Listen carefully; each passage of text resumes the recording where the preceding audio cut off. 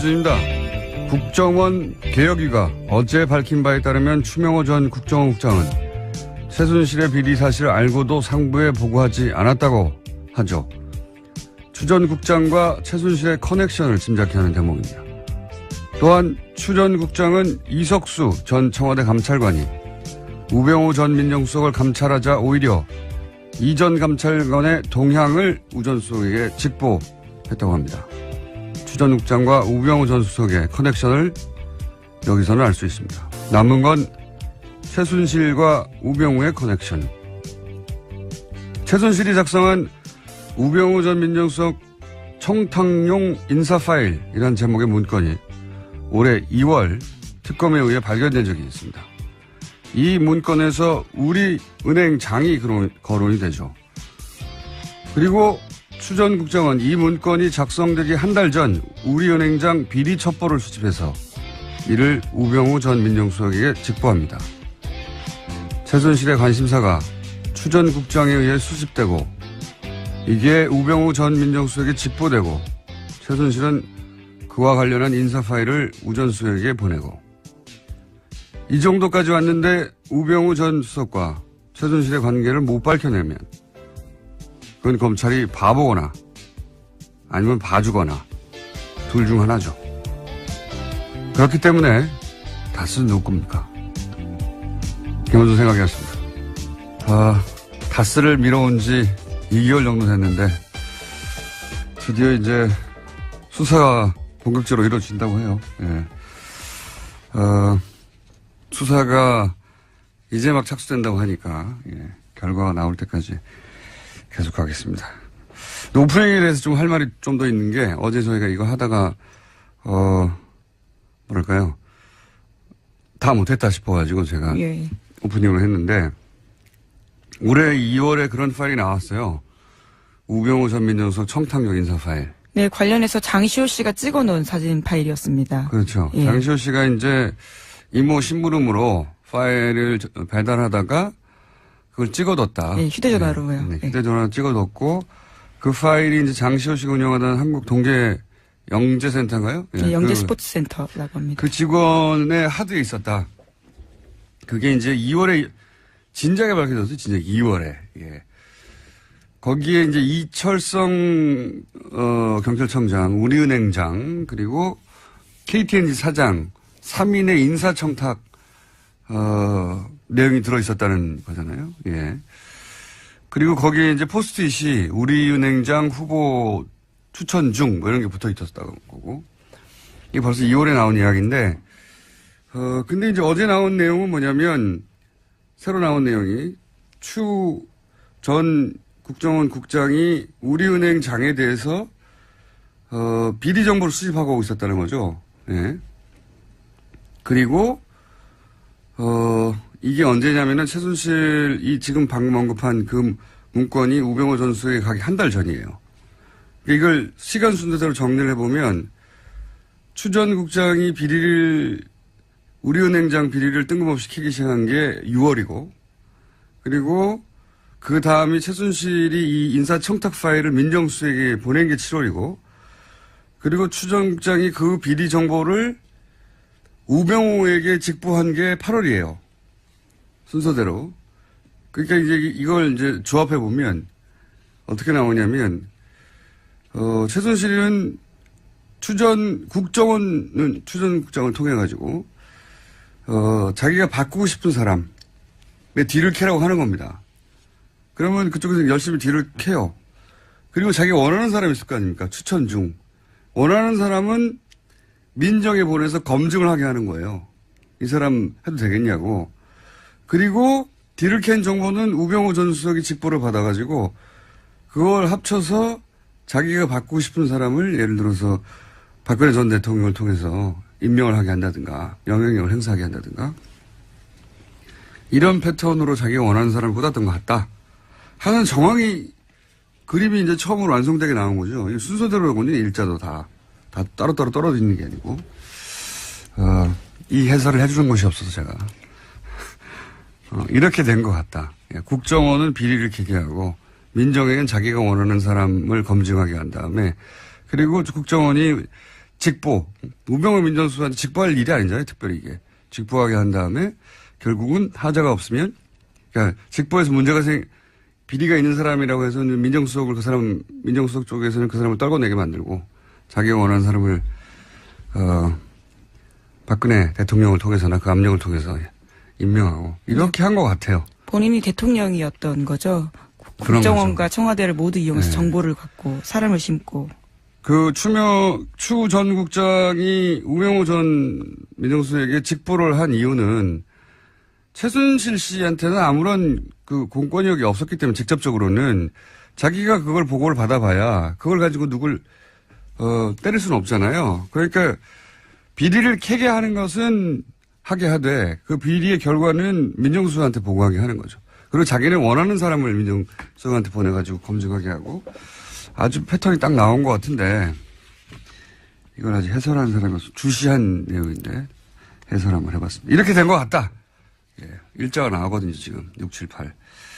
자, 첫 번째 뉴스가 오래 걸렸습니다. 첫 번째 뉴스는요? 네, 전직 세월호 특별조사위원회 부위원장의 내부 고백이 있었습니다. 일종의 폭로인데요. 박근혜 전 대통령의 세월호 7시간 행적을 조사하지 말라는 지시를 박근혜 청와대에서 받았다라고 밝혔습니다. 현재 대한법률구조공단 이사장인 이현 씨의 발언인데 어제 국정감사장에서 한 이야기입니다. 그때 이제 당시 새누리당 쪽에서 특조위에 있는 사람들은 특별조사위원회가 아니라 특별방해위원회였어요. 완전히. 조사를 철저하게 방해하는. 근데 그중에서 이제 부위원장이 7시간 행적 조사하지 말라는 지시를 받았다는 건데 이게 이제 미국이나 일본은 국가 정상 일정을 모두 공개하거든요. 분 단위로도 공개합니다. 네. 그리고 당연히 무슨 특별한 게 없잖아요. 무슨 그 비밀 유지해야 되는 일정이 있었던 것도 아니고 숨길 게 없으면은 이렇게까지 할 이유가 없는 거 아니겠습니까? 당연히. 그냥 뭐 몇 시에 보고받아서 몇 시에 조치하였다. 이러면 될 일인데 특조위 부위원장한테 수석이 둘이 나와가지고 절대로 안 된다고 펄펄 뛰었다는 거는 막아야 했다는 거죠. 막아야. 네, 그래서 실제로 그때 막는 기자회견들을 했었습니다. 막는 역할들을 철저하게 했었었고요. 예. 실행됐습니다. 이게 뭐라고, 예. 이게 뭐라고 막았겠어요? 숨길 게 있었다는 거죠. 예. 실제, 며칠 전에도 얘기했지만 9시 30분으로 이제 보고받은 걸 10시로 고쳤다는 거 아니겠습니까? 예. 그때는 사실 10시 15분 이 정도 되면 아점 먹을 시간이에요. 이미 다 일어났어야 되는 시간인데 그때 보고를 받고 45분간이나 무슨 조치를 그럼 이렇게 하세요라는 조치를 하는데 45분이 걸렸다는 거잖아요. 사실 10시 15분에 통화했는지도 확인이 안 되고 있어요. 네, 그냥 서면 보고입니다. 10시에 네. 국가안보실에서 보고를 받았다라는 내용이고요. 네, 이게 진짜로 무슨 조치가 내려왔는지도 확인이 안 되고 있고요. 저는 9시 반에 보고를 받은 것도 이게 최초인지도 확인해 볼 필요가 있다고 봅니다. 이게 청와대에서 세월호 관련해서 세월호뿐만이 아니지만 특히나 세월호 관련해서는 뭐 하나 사실인 게 없기 때문에 현재까지. 예. 이 시간 동안 뭘 했는 건지 도대체. 딱 하나 물증 나온 건 12시 즈음에 최원영 복지수석과 통화한 내용 하나 있습니다. 그건 통화 이제 기록이 예, 있거든요. 통화 기록에 대한 네. 거고 나머지는 통화 기록을 제출하니까 없다는 네, 거 아닙니까? 그렇죠. 통화를 안 한 거로 보여요, 저는. 그렇지 않다면 진작에라도 억울해서라도 냈겠죠. 나온 게 없습니다, 이때까지. 예. 탄핵 국면에서도 계속해서 아무것도 내놓지 않아서 있으면 나왔어요, 벌써. 헌재에서조차 이야기를 했었습니다. 아무것도 제출하지 않았거든요. 달라고요. 예. 그날 연락이 안 된 겁니다, 이거. 그렇게밖에 생각할 수가 없어요. 이렇게까지 많은 사람이 혹은 자신의 탄핵이 걸렸는데도 있으면 다 진작에 내놨죠. 아무것도 못 내놓잖아요. 그래놓고 이제 저녁에 처음 나타난 거죠. 네, 5시 넘어서 나타났습니다. 그래서 이제 아이들이 구명조끼 입고 있는데 그렇게 찾기가 어렵나요? 이게 참말이 아닙니까? 굉장히 황당한 발언을 한 거죠. 그때까지 상황 파악도 안 되고 연락도 안 된 거예요. 그렇게 생각할 수밖에 없는 겁니다. 그러지 않고서 이럴 수가 있느냐. 그리고 그러지 않고서 7시간을 이렇게까지 막았겠느냐. 그날 하루 종일 뭐 딴 거 한 겁니다. 라고 저는 생각합니다. 그렇지 않고서야 진작에 억울함을 풀기 위해서라도 통화 기록이 뭐고 다 내놨겠죠. 예. 나오는 게 없잖아요, 지금. 예, 그래서 그때 7시간 조사하겠다고 했을 때도 세월호 특조위를 향해서 청와대에서는 근처에도 얼씬도 못하게 하겠다 이런 이야기를 했었다라고 합니다. 국가 권력을 총동원해서 대통령의 당일 행적을 막아야 되는 거예요. 밝혀지는 게. 그래서 심지어 새누리당에서 임명한 특조위 부위원장조차도 이렇게 생각했다라는 건데요. 드러나서는 안 되는 이유, 대통령에게 흠이 될 만한 사유가 있구나라고 느꼈다고 이야기했습니다. 아니, 그건 뭐 무슨 어려운 추론인가요, 이게? 이렇게까지 막을 일이라고 생각 들지 않는다. 이렇게까지 막으니까. 그래서 저는 이 9시 반이라는 문건도 한번 작성된 다음에 또 한 번 고쳐진 것만 두 번째 문건이 아닐까 이런 생각도 하는 것이 숫자가 안 맞아요. 숫자가 안 맞다는 얘기는 이 당시까지만 하더라도 구조 몇 명이라는 숫자가 아직 나오지가 않은 상태였거든요. 근데 거의 최종 숫자하고 비슷한 숫자를 처음 보고받아요. 처음부터. 저는 의구심을 아직도 가지고 있습니다. 예. 지금 뭐 이런 게 드러날까봐 지금 서버를 다 없애버렸다는 거 아니에요? 예. 네, 어제 JTBC가 보도한 내용인데요. 박근혜 전 대통령의 탄핵안이 국회에서 가결된 뒤에 청와대 서버가 무더기로 폐기됐다라고 합니다. 지난해 12월 달에는 서버 22대가 폐기됐고요. 또 탄핵이 결정된 다음인 지난달 4월 달에도 서버 60대가 폐기가 됐다고 합니다. 대통령이 탄핵되냐 마냐 하는 과정에서 이 관련 정보를 내놓으라고 하는데 내놓지를 못하는 걸 보면 없는 거예요. 통화 기록도 없는 거고 다들 거짓말하는 겁니다. 김관진 당시 안보실장도 뭐 자신과 뭐 통화를 했다느니 어쩌고 이런 얘기 했지 않습니까? 안 했다고 봅니다. 저는. 네. 그러니까 못 내놓죠. 네, 우선 기록이 없습니다. 정말. 통화를 했는데 기록이 있으면 동어 반복인데 하여튼 예. 갑자기 승질이 나가지고요. 당시에 세월호 특조위 가지고 얼마나 말들이 많았어요. 예. 이거 그리고 세월호 유가족들이 지금 무리한 거 요구한다고 조중동을 비롯해서 얼마나 난리쳤습니까 유가족한테. 그때 소위 세금 도둑이라는 프레임으로서 엄청나게 공격을 해댔었습니다. 조중동은 가만히 있나요? 자기들 잘못한 건 고백 안 하나요? 자, 다음 순요. 네, 문무일 검찰총장이 어제 기자회견을 했는데요. 이명박 전 대통령에 대한 수사 가능성을 시사했습니다. 어제 기자간담회에서 이 전 대통령도 수사 대상이냐라는 기자들의 질문에 이렇게 답했습니다.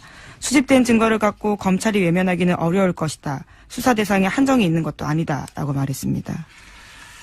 그러니까요. 이제 검찰총장도 법무부 장관도 이렇게 나오는 걸 보면은 이명박 전 대통령 수사하겠다는 거죠. 예, 될 것 같아요.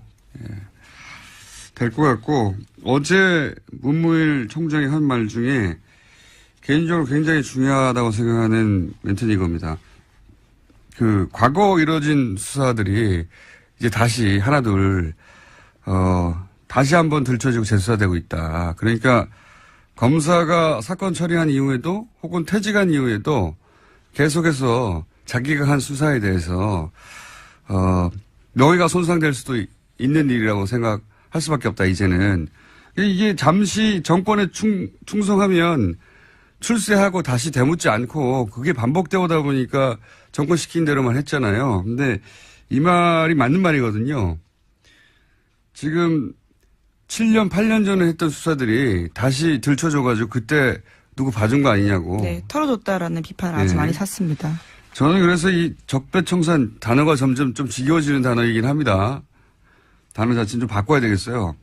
적폐 말살이라든지 뭘로. 근데 이게 굉장히 중요한 것이 이번 정부에서 이걸 제대로 해야지 앞으로 어떤 정부도 불법적으로 뭔가 검찰을 통해 가지고 자기 뜻대로 시키고 이렇게 못하게 되는 거거든요. 검찰이 안 하게 되는 거죠. 이거 내가 지금 했다가 5년 있다가 10년 있다가 15년 있다가 혹은 퇴직하고 나서라도 계속 쫓아와서 자기 명예를 손상을 입히고 다시 자기가 책임을 져야 될 일이 생길 수 있잖아요. 그래서 철저해야 된다고 봅니다. 철저히. 네, 그러기 위해서는 검찰 조직 스스로 반성과 개혁도 해야 됩니다. 과거에 그런 식으로 제대로 사건 수사 못했으니까 다시 하는 거잖아요. 반성을 해야 되는데, 네. 예, 당연히 스스로 반성하기는 어렵거든요. 네, 그래서 이 과거에 잘못된 수사들 혹은 뭐 정권이 만들었던 수사들 결과 반드시 다시 되짚어서 뭘 또 하냐고 하는 얘기 하지 말고 다시는 못하게 해야 돼요. 그래서 내가 잠깐 정권에 충성했다가 두고두고 평생을 고생하는구나. 이런 걸 실감해야 그렇게 안 하죠, 이제. 예. 오늘 이렇게 아이템이 진행이 안 되나? 다음 뉴스는 뭡니까? 짧게 할게요. 네, 검찰은 백남기 씨 사건 관련해서요. 700일이 넘은 어제서야 경찰의 물대포가 사망 원인이라고 결론 내렸습니다. 관련해서 경찰 4명을 불구속 기소했는데요. 하지만 함께 고발됐던 강신명 전 경찰청장에 대해서는 무혐의 처분 내렸습니다. 저는 강신명 전 경찰청장이 현장에서 지휘감독을 하지 않았고 그렇기 때문에 직접적으로 법리적으로 이제 적용하기 어렵다는 건 알겠어요. 그런데 지금 700일이 걸렸잖아요. 실제 물대포가 원인이라고 결론 내리는데 그게 700일 걸리는데 전 경찰청장이 역할을 했어요. 당연히 어떻게든 막았겠죠. 이거에 대한 책임을 물어야 된다고 봅니다. 예. 이 당시 현장 지휘감독 책임을 물을 수 없는 거는 따지고 보면 그럴 수도 있어요. 없었고 도의적인 책임이나 뭐 지휘감독의 책임 묻기 직접적으로 어려울 수는 있는데 그걸 막은 건 이 양반한테 책임을 물어야죠. 그 대목에 대해서 다시 수사가 이루어지거나 혹은 뭐 고발이 다시 이루어지거나 할 수도 있을 거라고 봅니다. 저는. 지금은 이제 지휘감독에 대한 책임을 물었다고 보면. 네, 예. 하지만 당시 최고 지휘부이긴 했습니다. 강신명 전 청장 같은 경우에. 그래서 뭐 예를 들어서 최고 지휘부로서 책임을 지고 사퇴한다 뭐 이런 책임을 보통 묻긴 하는데 그게 아니라 법적인 책임을 물을 때 어떻게 700일이나 걸렸느냐. 예. 이 책임은 저는 전 경찰청장이 져야죠. 예. 그 대목에 대해서는 누군가가 또다시 그 질문을 하게 될 거라고 봅니다. 다음 뉴스는요. 네, 지난해 10월 달에 고용주 방송문화진흥회 이사장이 김기춘 전 대통령 비서실장과 호화 골프 회동을 했다라는 보도가 나왔습니다. 이 과정에서 고 이사장 등은 김영란법 위반을 했다라는 의혹도 제기되는데요. 어제 MBC 노조에서 기자회견을 했습니다. 김영란법보다 더 중요한 거는 최순실 게이트가 올라올 때 김기춘 전 비서실장이 MBC 관계자들을 따로 만났다는 거죠. 핵심은. 예. MBC에서는 최순실 관련 보도가 거의 안 나왔죠. 예. 네, 찾아보기 힘들었습니다. 정말.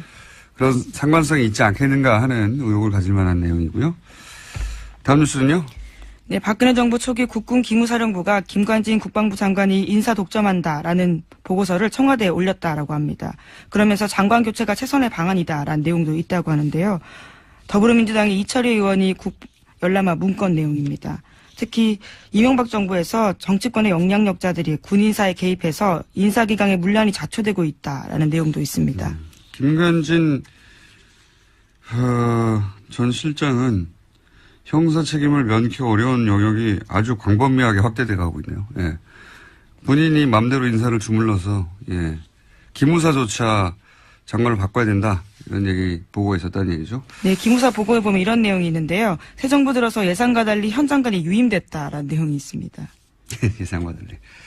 어쨌든 김관진 전 실장은 예, 두루두루 참 역량이 출중했어요. 네, 자 다음 하나 정도 더 하면 끝내야 될 것 같습니다. 예. 네, 국민의당이 다른 정당과의 통합 문제와 관련해서 비밀리에 여론조사했다라는 오늘 아침 조선일보 보도가 있습니다. 그 결과 국민의당과 바른정당이 합당할 경우 시너지가 가장 크다라는 내용이 담겨 있다고 합니다. 저도 좀 이 기사는 봤는데 좀 재밌는 기사예요. 예. 민주당과 국민당이 합칠 경우에는 산수랍보다 작다. 지금 현재 지지율.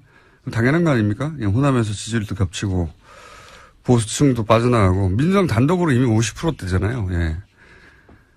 더 올라갈 데가 별로 없어요. 사실은 한 정당이. 예. 그리고 자유하고 바른이 합쳐도 산수랍보다 적다는 거 아닙니까? 당연하죠. 여기서는 또 중도 보수가 빠져나가겠죠. 예. 자유한국당의 극우적인 이미지이기 때문에. 그래서 남는 건 이제 국민의당과 바른당이 합치는 게 낫다. 이건데 이건 저는 이제 조선일보가 국민의당이 민주당과 합칠까봐 걱정이 돼가지고 바른정당과 합치라고 예. 지금 바람잡이 코치해 주는 거예요. 예. 이게 물론 여론조사 결과이긴 합니다. 아니 근데 거기에 대한 분석을 얼마든지 다르게 할 수도 있거든요. 예. 바로 조선일보가 걱정하는 거죠 지금 국민의당이 민주당과 합당될까봐. 조선일보 수고하고 있고요. 여기까지 합시다. 예. 시사인의 김은지였습니다. 감사합니다. 박용진 의원 다시 나오셨습니다. 안녕하십니까. 너무 자주 나오죠. 안녕하세요. 박용진입니다. 저희가 연속으로 스튜디오 직접 출연하시는 분은 최초입니다. 영광입니다. 전화 연결은 한 적이 있는데 직접 연속으로 왜냐하면 이 사안을 이 포털이나 이런 데서 크게 보도를 안 하고 있어요. 안 해요. 다른 언론들도요. 눈만 껌뻑껌뻑 하고 있어요. 굉장히 중요한 사안인데 제가 보기에는 그렇습니다.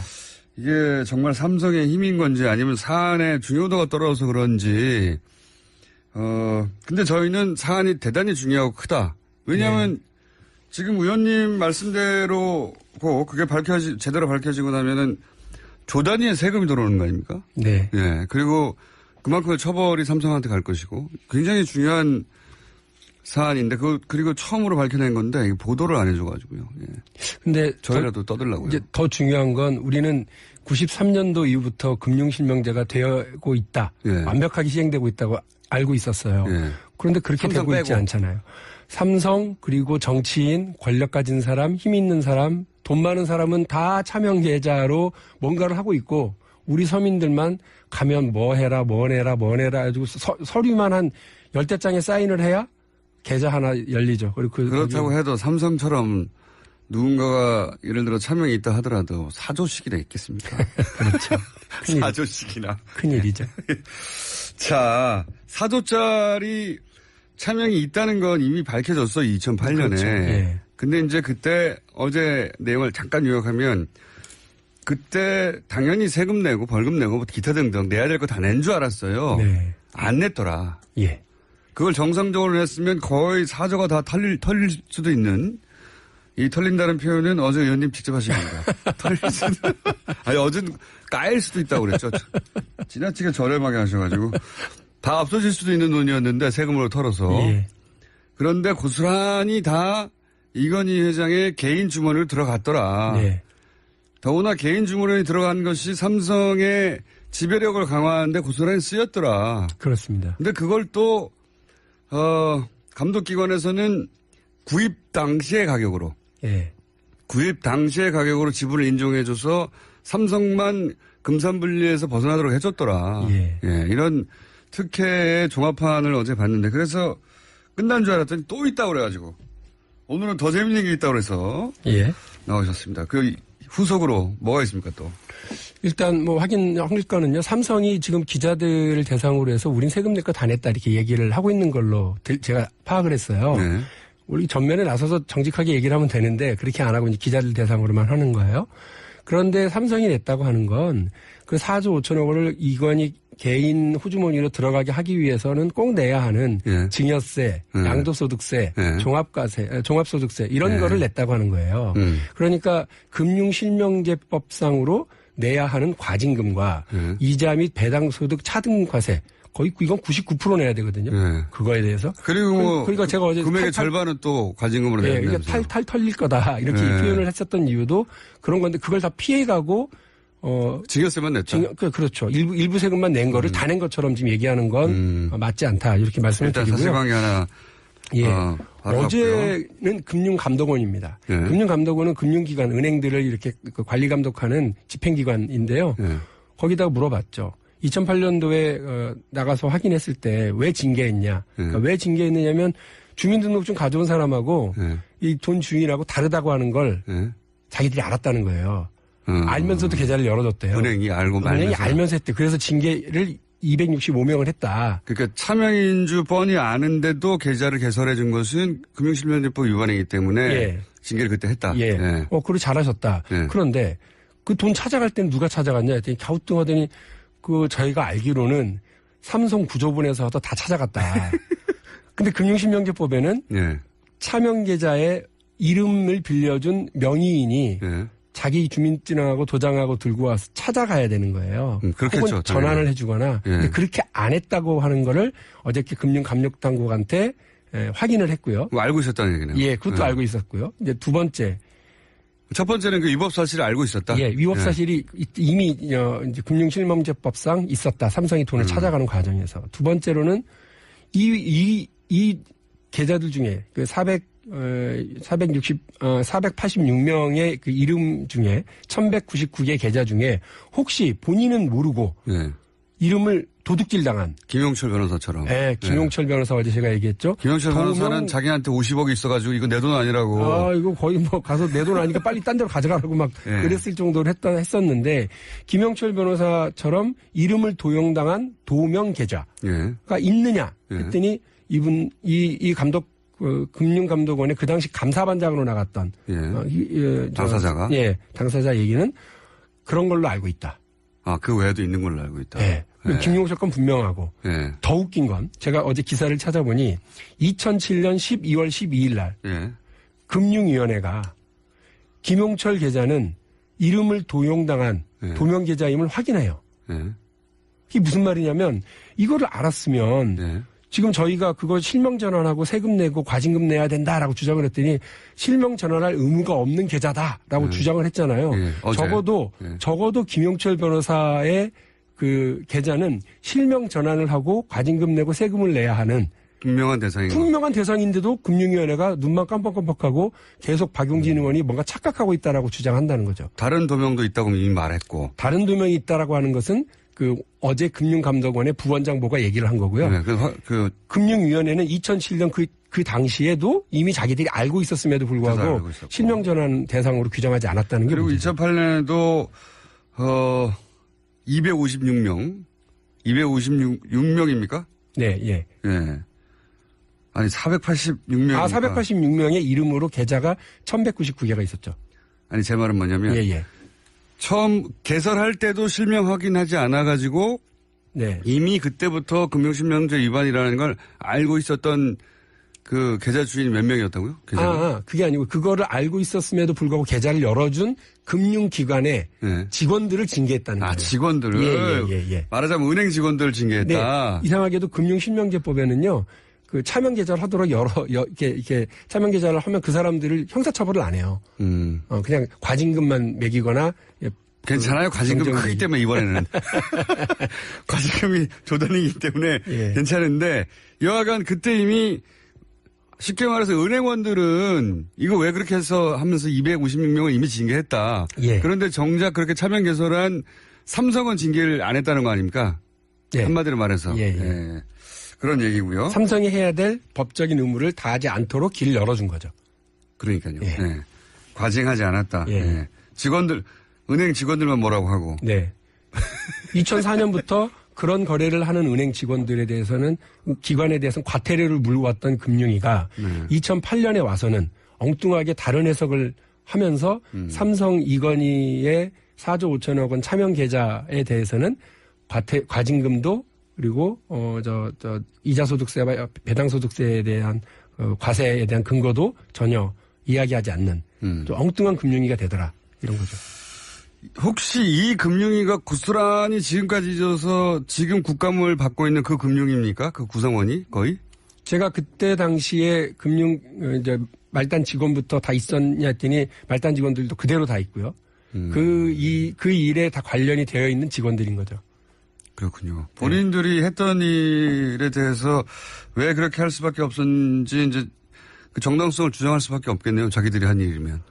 그렇죠. 그러니까 어떻게든 이거에 대해서 자기의 방어 논리를 구축할 수밖에 없다. 그래서 제가 어제도 말씀드렸습니다만 이거 집권하고 좀 5, 6개월 지나고 났는데 이제 보니 대통령만 문재인이고 금융위는 MB 금융위 아니냐. 이명박 때 금융위가 그대로 그냥 우리한테 그 시절 2008년이니까 왔구나. 이런 생각입니다. 그 시절 금융위가 여전히 금융위에 있군요. 그 시절. 자, 이게 다가 아니라면서요. 이게 다가 아니죠. 저희가 금융위원회를 막 시중 언어로 막 조지다 보니 금융위원회가 자기들이 아무 죄가 없다고 그러면서 몰랐던 팩트를 막 들고 와서 해명을 하는데. 재선되기 싫으세요? 예? 무슨 말씀이세요? 악담을 아침부터. 어쨌든. 이게 하는데. 그 중에 느닷없이 그 의원님 잘 모르시겠지만 과징금 대상이 아니에요. 그러니까 만일에 실명전환 대상이더라도 과징금 대상이 아닙니다. 무슨 말이에요? 그랬더니 93년도 이전에 개설한 금융실명제 긴급명령이 선포되기 이전에 개설한 계좌들은 과징금 50%를 때리는데 선포하고 이후에는 과징금 대상은 아니라는 거예요. 다만 이자소득세와 주식에 대한 배당소득세에 대한 중과세 2차 등과세. 법이 93년에 생겼기 때문에. 등급명령이 생겼기 때문에. 그러니까 93년 이전 거를 전환하지 않으면 과징금을 때리는데 그렇죠. 그 이후에는 그렇게 하지는 않고 거기서 불로소득만 때린다. 그런데 1199개 중에 1021개는 20개를 뺀 1021개는 네, 전부 다 거의 93년 이후에 개설했다는 거예요. 93년 이후에 개설했다. 그러니까 과징금 대상이 아니라는 걸 주장하려다 보니까 그 얘기를 하더라고요. 그래서 93년 이후에 개설됐다. 순간 멘붕이 오죠. 왜냐? 이건희 회장이 아니라 이병철 회장이 80년대에 돌아가신 거 아닙니까? 87년이요. 그러니까 근데 이 돈의 근거가 특검과 삼성의 주장이 뭐냐면 이병철 회장이 이건희 회장에게 물려준 상속재산이다. 그렇죠. 그러니까 내 돈이다. 이러고 가져간 거 아니에요. 사망한 이후에 개설됐어. 근데 87년에 사망하신 분이 6년 뒤에 그 돈을 했다라고 하는 게 과연 타당한 얘기인가라고 하는 의문이 들죠. 그래서 이게 과연 이병철의 상속재산인지를 입증하는 것도 굉장히 큰일이네요. 그렇죠. 삼성 입장에서 어떻게 입증했죠 이걸? 전 모르죠. 특검이 알고 있어요. 이게 상속재산인지에 대한 새로운 의문이 생기고 특검 수사 결과에 대해서도 의구심이 생길 수밖에 없잖아요. 상속재산이 아닌 것 같은데요. 아닐 것만 같은데요. 그래서 지금 저는 이제 그걸 들었던 그 시점에는 멘붕이 와가지고요. 저도 보좌관들도 다 멘붕이 와서 멍하니 있다가 완전 다른 얘기다 지금. 여전히 그럼에도 불구하고 93년 이후에 개설을 했더라도 이자소득세, 배당소득세는 살아있다. 그럼 6년이나 있다가 상속을 했다는 건가요? 사망한 이후에? 고민이 많으셨나 봐요. 이거 참. 그러니까 자 정리를 하면 잠깐만요. 예? 그때 당시에 삼성의 영업이익이 얼마였습니까? 파악을 해봐야 되는데요. 삼성전자도 조 단위 이상으로 뭐 영업이익이나 이런 게 올라오는 건 아주 최근의 얘기예요. 그렇죠. 그러니까 87년이면 30년 전이라서 아마 삼성그룹 전체를 다 합쳐도 영업이익이 1조가 안 될 거 아닌가 이런 생각이에요. 근데 그때 4조짜리 통장 이름 정체를 알 수 없는 금액이 있었다는 거 아닙니까? 이거는 비자금으로 분류해야 되는 거 아니에요? 그래서 그때 당시에도요. 김용철 변호사도 이건 삼성의 비자금이다. 따라서 횡령과 배임이다. 회사 재산을 그렇죠. 빼돌린 거다라고 얘기를 하고서 고발을 했는데 결과는 비자금 그러니까 구속을 면할 수 없는 비자금 횡령 배임도 벗어나고 또 돈을 다 털릴 수밖에 없는 금융실명제도 벗어나는 거고 그냥 비자금을 합법적으로 상속재산으로 만들어 그게 특검의 결과라고 해서 비난이 많았어요. 굉장히 친절한 특검이었어요. 그렇게 돼버렸죠. 그래서 삼성에 대한 특검이 아니라 삼성을 위한 특검인 거 아니냐라는 비난도 그때 있었던 걸 기억하실 거예요. 비자금일 것 같은데요. 어떻게 사망하고 나서 6년 있다가 그 돈을 은행에 집어넣으면서. 근데 이게 회사 돈에 대한 비자금 횡령 배임 이런 거는요. 정말 세요, 형이. 그래서 이 부분과 관련해서 어떻게든 빠져나가려고 했을 텐데 제가 이거를 뭐 그냥 방송에서 이렇다고 단정할 수는 없고요. 어쨌든 이러한 새로운 상황에 맞춰서 새로운 진실의 퍼즐을 하나하나 맞춰나가려고 하고 있어요. 알겠습니다. 또 나오셔야 될 것 같은데. 제가 봐서는 뭐 고정으로 가지 않을까. 참고로 조지다가 표준어긴 합니다. 그런가요? 국회에서는 이게 영업에 쓰는 영업이란다. 우리 업무에 쓰는 언어이긴 해 우리끼리. 저렴하긴 하지만 앞으로 자주 써주세요. 표준어니까. 이거 굉장히 중요한 건을 지금 겨우 끄트머리를 잡았을지도 모른다는 생각이 들어요. 어쨌든 저는 이제 그 말은 꼭 하고 싶어요. 이제 금융위원회가 금융실명제라고 하는 참 좋은 법안을 안정적으로 운영하고 정착시키는 역할을 해야 되는데 뜻밖으로 차명거래 촉진법으로 지금 해석하고 널리 장려하고 있다라고 하는 점에서 씁쓸하기 그지없고 일반인한테는 안 되고 삼성 돼야지 되는. 대통령만 문재인이고 여전히 우리 관료들은 이명박 박근혜 시절에 살고 있는 건 아니냐라고 하는 분노도 치밀어 오르고요. 이 문제에 대해서 진실 접근들을 하나하나 해나가는데 더불어민주당하고 박용진하고 열심히 노력을 하겠다고 하는 약속은 드릴게요. 다스가 검색어가 되는데 2달 걸렸거든요. 2달 정도 계속 새로운 걸 갖고 오시면 이게 아니, 올라올 그 것 같습니다. 다스에서도 이 차명 계좌가 느닷없이 전환되고 하는 그런 것들이 있다면서요. 있다고 하네요. 그래서 네. 이 문제와 관련해서 저는 금융위원회가 금융실명제를 제대로 정착시키는 데 역할을 안 한 게 못하고 있는 게 혹시나 정치 권력과의 관계, 돈 많은 사람들과의 어떤 그런 부분에 있어서 제대로 된 공무원의 역할을 못하기 때문은 아니냐라고 하는. 굉장히 부드럽게 말씀하시네요. 어제 좀 너무 세게 얘기했다는 얘기도 있어서요. 약간. 자, 네. 더 가져와 주세요. 더. 예. 네. 배가 고픕니다. 쭉쭉 파겠습니다. 네. 큰 고구마가 하나 걸린 것 같습니다. 자, 지금까지 박용진 의원이었습니다. 감사합니다. 네, 고맙습니다. 그런 사이에 양지열 변호사 옆에 앉아있네요. 네, 안녕하세요. 예. 뉴스공장의 출장기사. 고정 시간은 없고 부르면 언제든지 오는 출장기사 양지열입니다. 양지열 변호사는 저희가 참 고마운 게요. 무슨 말을 뭔가 하려고. 구멍이 났다.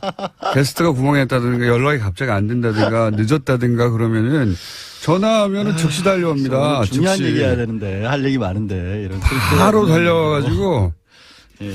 도대체 이분 TBS 옆집에 사나 싶을 정도로 TBS 관해서 중요한 얘기를 해야 되니까 오늘 쓸데없는 얘기로. 그것도 그 신속한 정도가 어마어마하게 신속해요. 전화하면 바로 뭐 5분 이내에 달려옵니다. 네. 마치 전화만 기다리는 자백했잖아요. 것처럼. 출장 기사라고 이미 뭐 더해.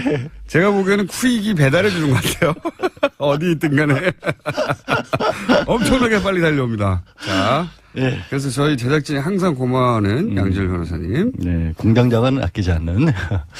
예. 저는 무시하고 있는 양 언니. 예. 양 언니 괜찮아요.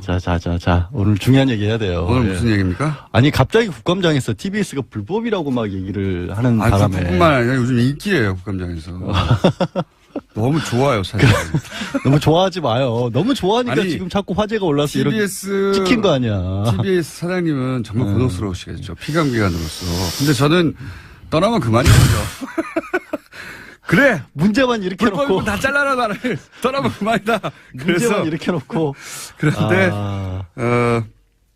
일단 TBS가 불법이라는 이렇게 얘기가 관심의 대상이 된다니. 왜 나온지를 좀 말씀을 드려야 될 것 같아요. 잠깐만요. KBS, MBC 사태가 지금 중요한데. 그러니까. 지금 TBS의 이 프로그램 하나 때문에 계속. 그러니까 KBS. 사장님 저 관둘까요? 괴로우십니까, 사장님? 사장님 괴로우시겠죠. 피감기관을 불러다니면서. 예. KBS, MBC 사태를 얘기를 하셨는데 실제로 지난 정권의 방송 장악, 언론 장악 때문에 수사가 한창이잖아요. 네. 그리고 이거는 언론의 자유와 관계된 문제이기 때문에 굉장히 신중하게 접근을 해야 되는데 네. 법조문 몇 개를 가지고 지금 마치 TBS가 방송을 얼굴 불법적으로 너무 하고 있는 진지한 거 것처럼. 아니에요? 진지해요, 저 지금. 나도 언론인 출신인데. 5분 대기죠. 네. 힘 빼지 말고요. 중요한 얘기 한다니까. 근데 이게 어떻게 된 거냐면 방송법상의 전문 편성 방송이라는 게 있고 뭐 종편이라고 할 때 종합 편성 방송이라고 하듯이 지금 TBS는 전문 편성 방송에 해당이 되기 때문에 교통 정보를 전문적으로 다루는. 근데 방송법에 따르면 전문 편성 방송은 이 원래 전문으로 하는 거 말고는 교양이나 오락 프로그램은 내보낼 수가 있어도 시사 보도 프로그램은 내보낼 수 없다라고 돼 있는데 지금 뭐 뉴스공장을 비롯해서 저녁에는 방송도 그렇고 보도 프로그램, 시사 프로그램 하고 있지 않느냐. 뭐 종교방송도 네. 하고 있잖아요. 그러니까 이게 불법이라는 얘기를 꺼낸 거예요. 네, 그렇게 이제 문제 제기를 한 거고. 문제 제기를 한 것인데, 근데 이게 방송법을 좀 봐야 되는 게 방송법이 63년도에 만들어져서 지금까지 63차례나 딱 우연도 겹치네요. 고쳐졌어요. 왜 그러냐면 미디어 환경이 굉장히 빠르게 변하고 있으니까 자주 바꾼 건데 방송법 중에 중요한 어떤 변경 시점이 몇 군데 있는데 그중에 첫 번째가 80년도예요. 아예 방송법을 없앱니다. 네. 그러니까 전두환 씨가 버리죠. 언론 네. 통폐합을 하면서 방송들을 다 장악을 하면서 없앴다가 이게 87년도에 부활이 돼요. 민주화가 되면서 그때 무슨 방송이 들어오냐면 방송법에 없던 방송이 특수 방송이라는 게 생겨요. 그래서 종교, 교육, 교통이나 기상 같은 특수한 목적을 수행하기 위한 허가받은 방송국이다라는 TBS가 그런 조항이 생겨요. 그렇죠. 특수방송이 되는 87년도에. 네. 그리고 나서 TBS가 88년도에 그때까지는 교통정보라는 게 없었거든요. 그러다가 서울 교통정보를 안내할 만큼 차가 많지가 그러니까 않았어요. 서울 올림픽 때문에 갑자기 차가 늘어나면서 시범 방송을 88년도에 시작을 해요. 네. 그랬다가 90년도에 변호사님, 예? 5분 내에 끝내야 돼요. 빨리 정리하세요. 90년도에 이제 정식 개국을 하는데 말씀드렸다시피 그럼 이건 특수 방송이란 말이에요. 예. 교통을 전문으로 하기 위한. 그런데 그때는 방송 편성에 관해서 허가받은 주된 방송이 충분하게 반영만 하면 된다. 그러니까 특별히 금지를 하지 않았어요. 예. 그래서 이미 그때 허가를 받고 설립을 한 겁니다. 예. 그렇게 해서 지금 30년 가까이 운영을 하고 있고 예. 방송법이 주요 변경사항이 있다고 말씀을 드렸는데 언제 또 바뀌냐면 2000년도에 또 한 번 케이블 바뀌어요. 생길 때 바뀌죠. 위성방송. 예. 그 전에 90년대 초중반에 케이블이 생겼고 난립을 하다가 몇십 기까지는 괜찮았는데 위성방송 들어온다니까 네, 수백 맞아요. 개가 될 수도 있다. 네, 수백 개가 이러니까 됐죠. 뭔가 방송에 정비를 해야 될 필요가 있다라고 하면서 나누는데 그중에 전문 편성이란 방송을 새롭게 만든 겁니다. 새로운 컨셉이 여기 개념이 등장한 개념이 등장한 거죠. 예. 근데 그 전에 왜냐면 요리, 예. 낚시 이런 식으로 그렇죠. 요리, 낚시, 등산, 예. 바둑 이런 것들이 들어온 거예요. 그전에는 특수의 개념이 네. 있다가 이제는 전문의 개념이 나온 거예요. 특정 방송 분야를 전문적으로 편성하는 방송이라는 예. 거예요. 그래서 전문 편성 방송이 생겼는데 이 황당한 거는 그러면서 특수 방송을 빼버려요.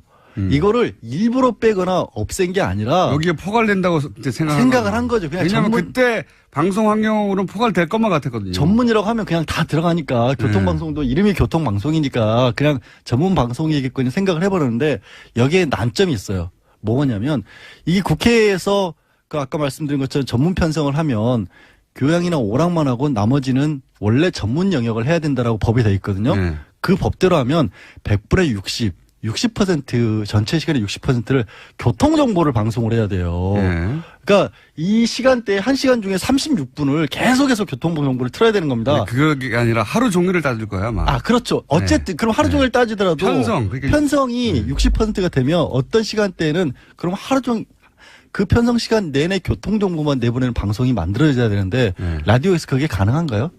말도 안 되는 얘기인 거거든요. 네. 애초에 이 방송용으로 만들어진 게 아니에요. 그럼 애초에 처음에 법이 있었을 때 설립 근거를 가지고 방송통신위원회에서 허가를 받아서 운영을 해오던 방송국이 국회의원들이 법을 만들면서 흠결이 생긴 것 때문에 갑자기 불법 방송으로 바뀔까요? 그럴 수는 없다라는 거죠. 네. 조금 말씀하신 것처럼 종교 방송들도 있고 뭐 기상 같은 거는 딱 특히 하는 게 없지만 그거를 어떻게 보면은 끌어다가 갑자기 불법 방송이라는 주장을 하고 있는 거죠. 그 이전에 교통방송이 이미 존재했는데 그렇죠. 나중에 케이블 위성이 생기면서 그 케이블 위성에 맞는 개념이 나중에 만들어진 거예요. 근데 거기에만 맞는 거지 그 이전에 있던 방송하고는 안 맞는 거거든요. 왜냐하면 네. 그때 한참 새로운 매체들이 생기고 이게 위성도 생기고 뭐 인터넷 업체도 생기고 하니까 IPTV 이런 걸 준비를 하고 하니까 라디오는 옛날 매체잖아요. 아무 생각 없이 그냥 전문 중에 하나겠지 해버린 거예요. 이 전문은 그러니까 기존의 라디오를 포괄하는 게 아니라 이 전문은 새로 만들어지는 만들어진 방송들. 케이블이나 위성을 상대로 만들어진 개념이었어요. 그리고 실제로 그렇기 때문에 우리는 이 TBS 같은 경우에는 계속해서 7년마다 방송통신위원회의 승인을 받아야 되거든요. 근데 2013년도에 재허가를 받을 때도 교통과 기상을 중심으로 한 방송상 전반에 관해서 할 수 있다고 허가를 받았어요. 그러니까 법이 없기 때문에 결국에는 행정부에서 재량으로 이거를 결정을 해야 되니까 행정부에서 허가를 해준 방송인 거예요. 왜냐하면 해석의 문제거든요. 이렇게 되면. 네. 그리고 나서 생각해보시면 어려운 게 아니에요. 특수, 교통이나 종교는 특수로 생각했구나. 그리고 나서 요리 프로그램이니 뭐 이런 거 전문적으로 하는 방송이 생기니까 전문 평성이라는 개념이 생겼고, 그 다음에 이제 그 방송들은 그 전문 방송들은 자체 제작에 한계가 있으니까 40%는 그냥 교양 오락 같은 걸 다른 데서 튼 걸 재방송을 틀어도 된다. 네. 왜냐하면 전부 다 만들어서 하면 방송국 운영이 너무 부담스럽으니까 이런 개념이었거든요. 그러고 나서 이제 보수 매체들이 자기들한테 방송 달라고 하니까 종편이라는 개념이 생긴 겁니다. 종합편성 방송도 네. 그때쯤 만들어졌어요. 그래서 종편, 전문, 특수 이런 개념들이 그때 생긴 거고 이게 이제 이 시대 변화에 따라 생긴 건데 이게 정확하게는 맞아떨어지지 않으니 그때 모든 매체를 다 개념 짓지 못하니까 그래서 행정부에서 박근혜 정부 방송해라. 때도 예. 아니 그러니까 제가 보니까 2015년 7월부터 TBS를 나오고 있었거든요. 이명박 정권부터였어요. 이명박 박근혜 때도 다 허가증 나왔어요. 대통령이 두 번이 바뀌는. 단 광고만 그렇죠. 상업 방송이 아니기 때문에. 네. 근데 그때도 국감 때 다 시사 방송 한다고 했었어요. 한 가지 문제라면 지금 이제 독립법인이 아니라는 문제는 문제가 있긴 한데 그건 별개의 그렇다 문제입니다. 별개의 문제고 네. 아니 뉴스공장이 불편하면 김어준을 쫓아내면 되지. 맞습니다. 왜 TBS가 불법을 맞습니다. 하냐고. 이거는 TBS 불법을 주장할 게 아니고 김어준을 잘라라고 주장해야 돼요. 김어준을 자르고 싶은 건 사실은 방송의 주인은 네. 청취자잖아요. 게다가 청취율이 안 나오고 실제 보도 금지를 못하게 시사를 못하게 하는 방송은 따로 있어요. 그렇죠. 그거는 따로 명기해 줍니다. 예. 김어준을 TBS 는 쫓아내는 없어요. 방법은 간단해요. 김어준이라는 방송에서 청취율이 떨어져 청취자들이 공감을 못하겠어 재미가 없다. 그러면 알아서 담당 PD가 형님 저 좀 보십시오 하고 위에서 양절로 바꾸래요. 이렇게 됩니다.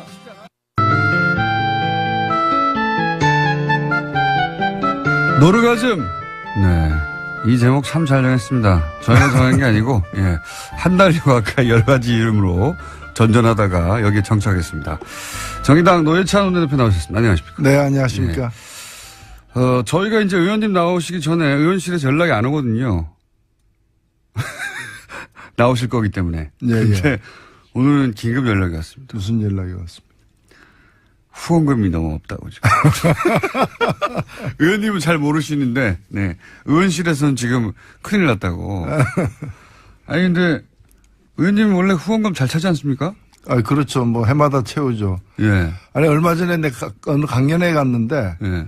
그 어떤 분이 이제 질문을 하는데, 그 후원금을 내고 싶은데, 예. 이제 저는 후원금이 다 찼을 거니까, 그럼 누구한테 내면 좋으냐고 이렇게 해서 제가. 그러니까 의원님은 다 찼을 거라고. 예년에 계속 차왔으니까. 예. 찼을 거라고 생각하는데, 의원실에 저희가 그렇게 똑같은 질문을 했죠. 아니, 의원님이 어떻게 안 찼냐고.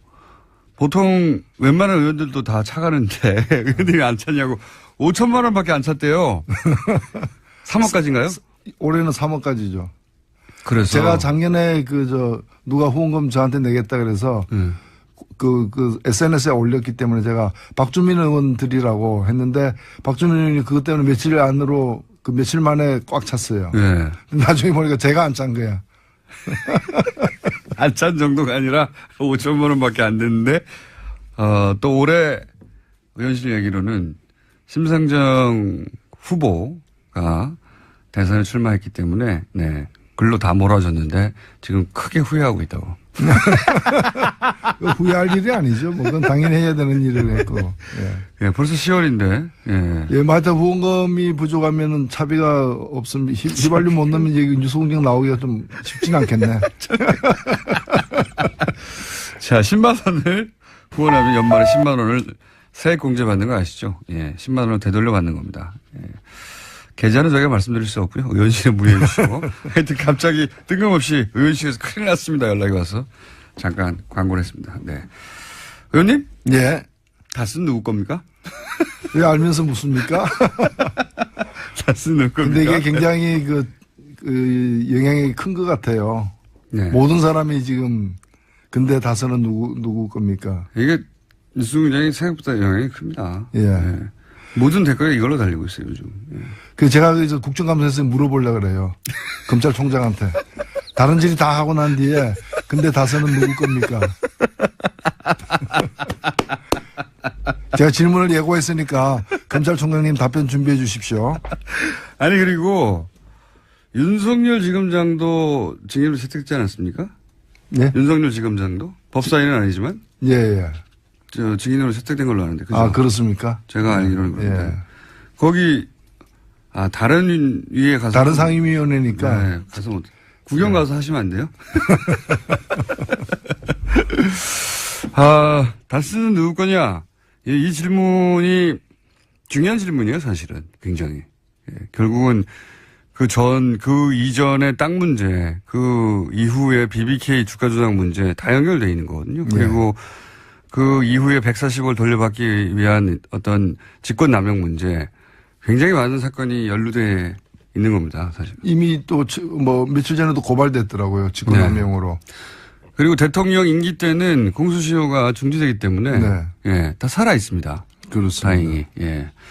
그래서 대통령 임기 중에 직권남용이 있었다면 그때는 형사소추가 되지 않는 대신에 공소시효가 정지되어 있기 때문에 지금 살아있다. 예, 공소시효 남은 것들이 많습니다, 사실. 네. 다스는 누구 겁니까? 중요한 질문입니다. 검찰총장도 뭐 증거가 나오면은 제한 없이 수사한다고 했으니까 수사될 가능성이 대단히 높다고 봐야겠죠. 예, 제가 며칠 전 법사위에서 법무부 장관에게도 똑같이 물었어요. 물었는데 일단 제가 조사를 한 바로는 이 이명박 전 대통령이 국정원법이라거나 공직선거법, 그다음에 특정경제가중처벌법의 국고손실죄, 뭐 정보통신망법상 명예훼손, 뭐 군형법상 정치관여죄 제목이 6개가 넘어요. 진짜 이게 앞으로 나올 제목까지 합하면 한 다스 넘을 수도 있어요. 근데 이걸 다 조사를 해봤더니 최소 징역 5년. 최소 징역 5년. 예, 그리고 최대 무기징역. 최대 무기징역. 까지 받을 가능성이 있습니다. 최소가 5년이군요. 예, 그 범죄 지금 이제 혐의가 있는 그 제목 중에서 가장 그 처벌이 약한 게 5년이라는 뜻이고. 예, 그리고 이제 제일 센 거 이제 국고손실죄 같은 경우는 굉장히 세거든요. 예. 여기 이제 적용이 되면은 무기징역까지도 가능한 거죠. 국고손실, 자원외교에 국한해서 본다 하더라도 국고손실의 신화적인 사례를 남기지 않았습니까? 그렇죠. 예. 대한민국 최고죠. 예. 제대로 수사가 될 수 있을지 모르겠습니다. 근데, 되기만 한다면은 하여튼 이런 선거도 가능하다. 근데 우리가 박근혜 전 대통령 때도 그랬지만은 탄핵이 과연 가능할까? 는 많이 언급이 됐지만 구속되고 재판받는 것까지는 사실은 그까지 진척되리라고는 생각 못한 상상을 잘 못했죠. 많습니다. 지금도 전직 대통령이 감옥에 있는데 그 전직 대통령을 또 집어넣는다는 게 가능할까 이렇게 생각하는 분들 많지만은 이거는 인간의 의지가 가능하게 만드는 것이 아니라 본인들이 저질러 놓은 어떤 그 명백한 지울 수 없는 없앨 수 없는 증거, 그 증거들이 이 상황을 만들어내는 거거든요. 맞습니다. 예, 그래서 그 증거는 누가 지금 새로 만드는 게 아니라 본인들이 다 만들어 놓은 거, 밭에서 고구마 캐듯이 밭을 갈다 보면 자꾸 나오기 때문에 이제 그게 제 발로 들어가는 거죠, 사실은. 그래서 누가 밀어넣는 게 아니고. 그래서 지금 뭐 남태령 국에 거의 넘었어요, 이제. 좀 더 가면은 이제, 안양, 의왕시, 포일동, 서울구치소 그게 있죠.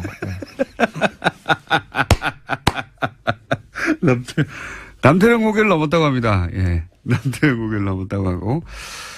실제, 지난번 이미 2008년에 특검이 있었지 않습니까? 예. 2007년이었나요? 특검이 있었는데, 당시 특검에 참여했던 이제 검사들의 이야기를 들어보면, 그때도 지금 얘기하는 거하고 상관없이 다스 관련해서 대략 한 150억 원 가까운 비자금. 이거는 언론의 보도가 크게 안 됐죠. 그렇죠. 예. 특검이 그 비자금을 발견했다는 거 아닙니까? 예. 지금 매사 나오는 얘기지만. 비자금을 발견했고 당시에 그 퇴임 후에 사저 마련을 위해서 갖고 있던 그 돈이 그 비자금으로 나왔다는 거를 한 단계만 더 수사하면은 그렇죠. 이제 확인될 수 있는 그런 상태에서 덮어버린 거죠. 덮어버렸다고 당시 수사에 참여했던 검사가 얘기를 하고 또 그 팀에 있었던 검사가 이번에 이 배당이 됐어요. 다스 관련해가지고. 그러니까 파면 나오게 돼 있는 겁니다. 그때 그렇죠. 이미 자빠졌네요. 네.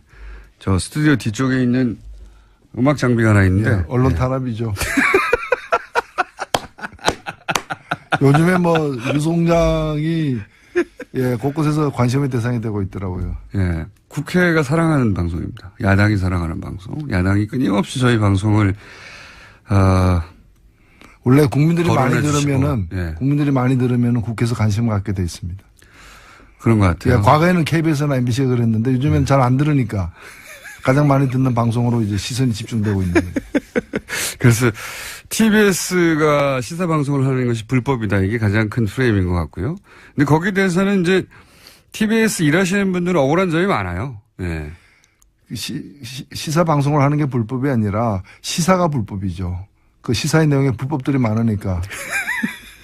그리고 이게 못하라는 법이 있는 게 아니잖아요. 맞습니다. 제가 알고 있기로는 명문화된 거는 TBS 같은 경우는 상업 광고를 못하게 돼 있어요. 허가증에 그렇게 나와 있다고 해요. 허가증에 금지된, 왜냐면은 허가증에 그 시사 보도를 못하게 아예 명시한 것이 있습니다. 방송 허가를 낼 때. 예, 저도 나가봤습니다만은 예. 교통방송이 이 수도권 교통방송은 TBS잖아요. 예. 지역에는 TVN이거든요. 네네. 저도 뭐 이 경남 TVN에 출연도 해봤는데 거기는 이제 명문화돼 있다 그러더라고요. TV에는 보도를 못하도록 되어 있습니다. 네. 예. 또는 뭐 극동방송 광주 FM이나 광주만, 예, 광주만 특정하게 여기는 보도가 금지된다고 허가증에 써 있는 경우가 있어요. 그거를 어기면은 불법이고요. 그럼 지금 여기 TBS는 없습니다. 상업 광고 안 하죠? 상업방송 안 하죠. 예. 그러면 되잖아요. 그러니까 상업 광고만 허가증에 금지되어 있습니다. 구체적으로. 그래서 불법이 아닌데 TBS 있는 분들은 이제 피감기관이다 보니 그걸 세게 주장을 못 하잖아요. 예. 저는 피감기관이 아니거든요. 네, 사실관계를 말씀드립니다. 네. 그렇다. 네. 근데 이제 그걸 TBS를 문제 삼는 건 저 때문인데 그냥 저를 욕하세요. 그냥 저를 욕하시면 됩니다.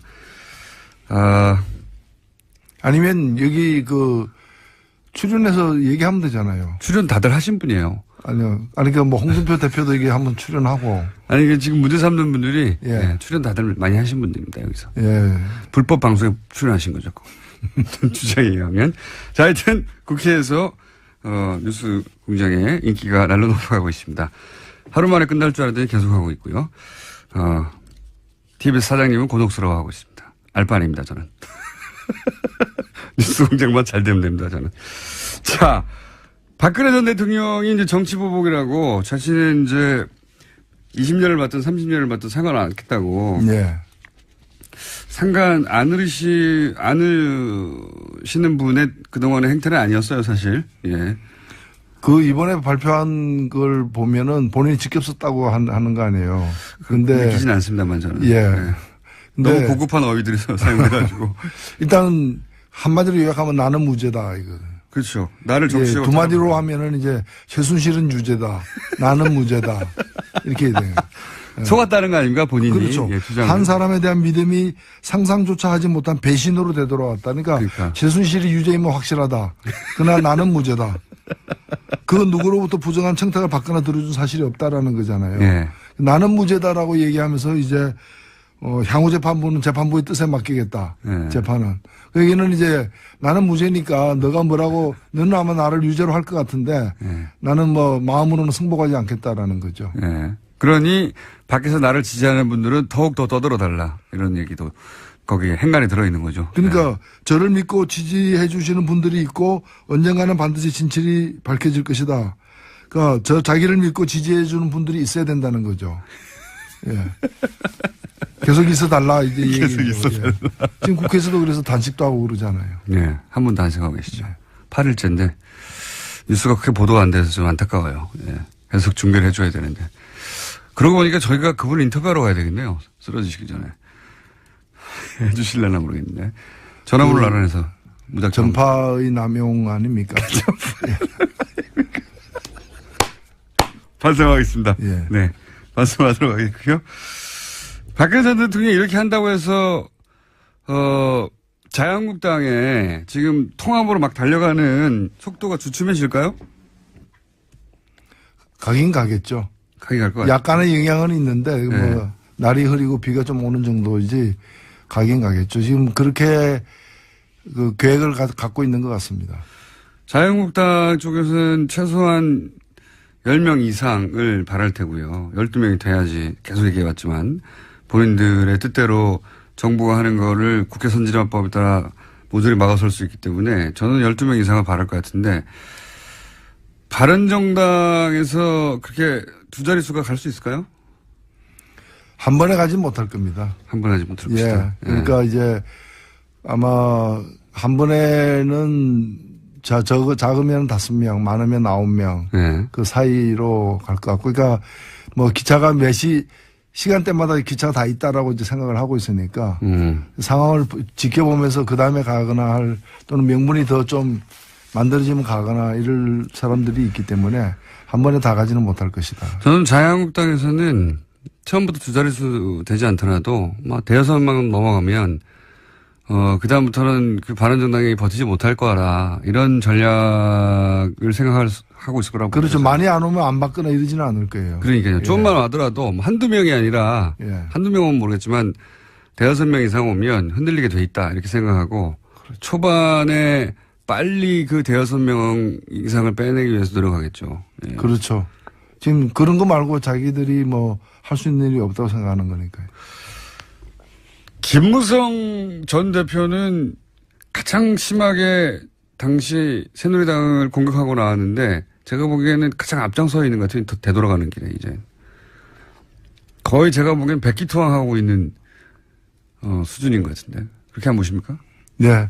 제가 가장 앞장서 있죠. 예. 분위기를 잡아서 끌고 나가려고. 네. 예. 그러는 것 같고. 왜 그럴까요? 왜?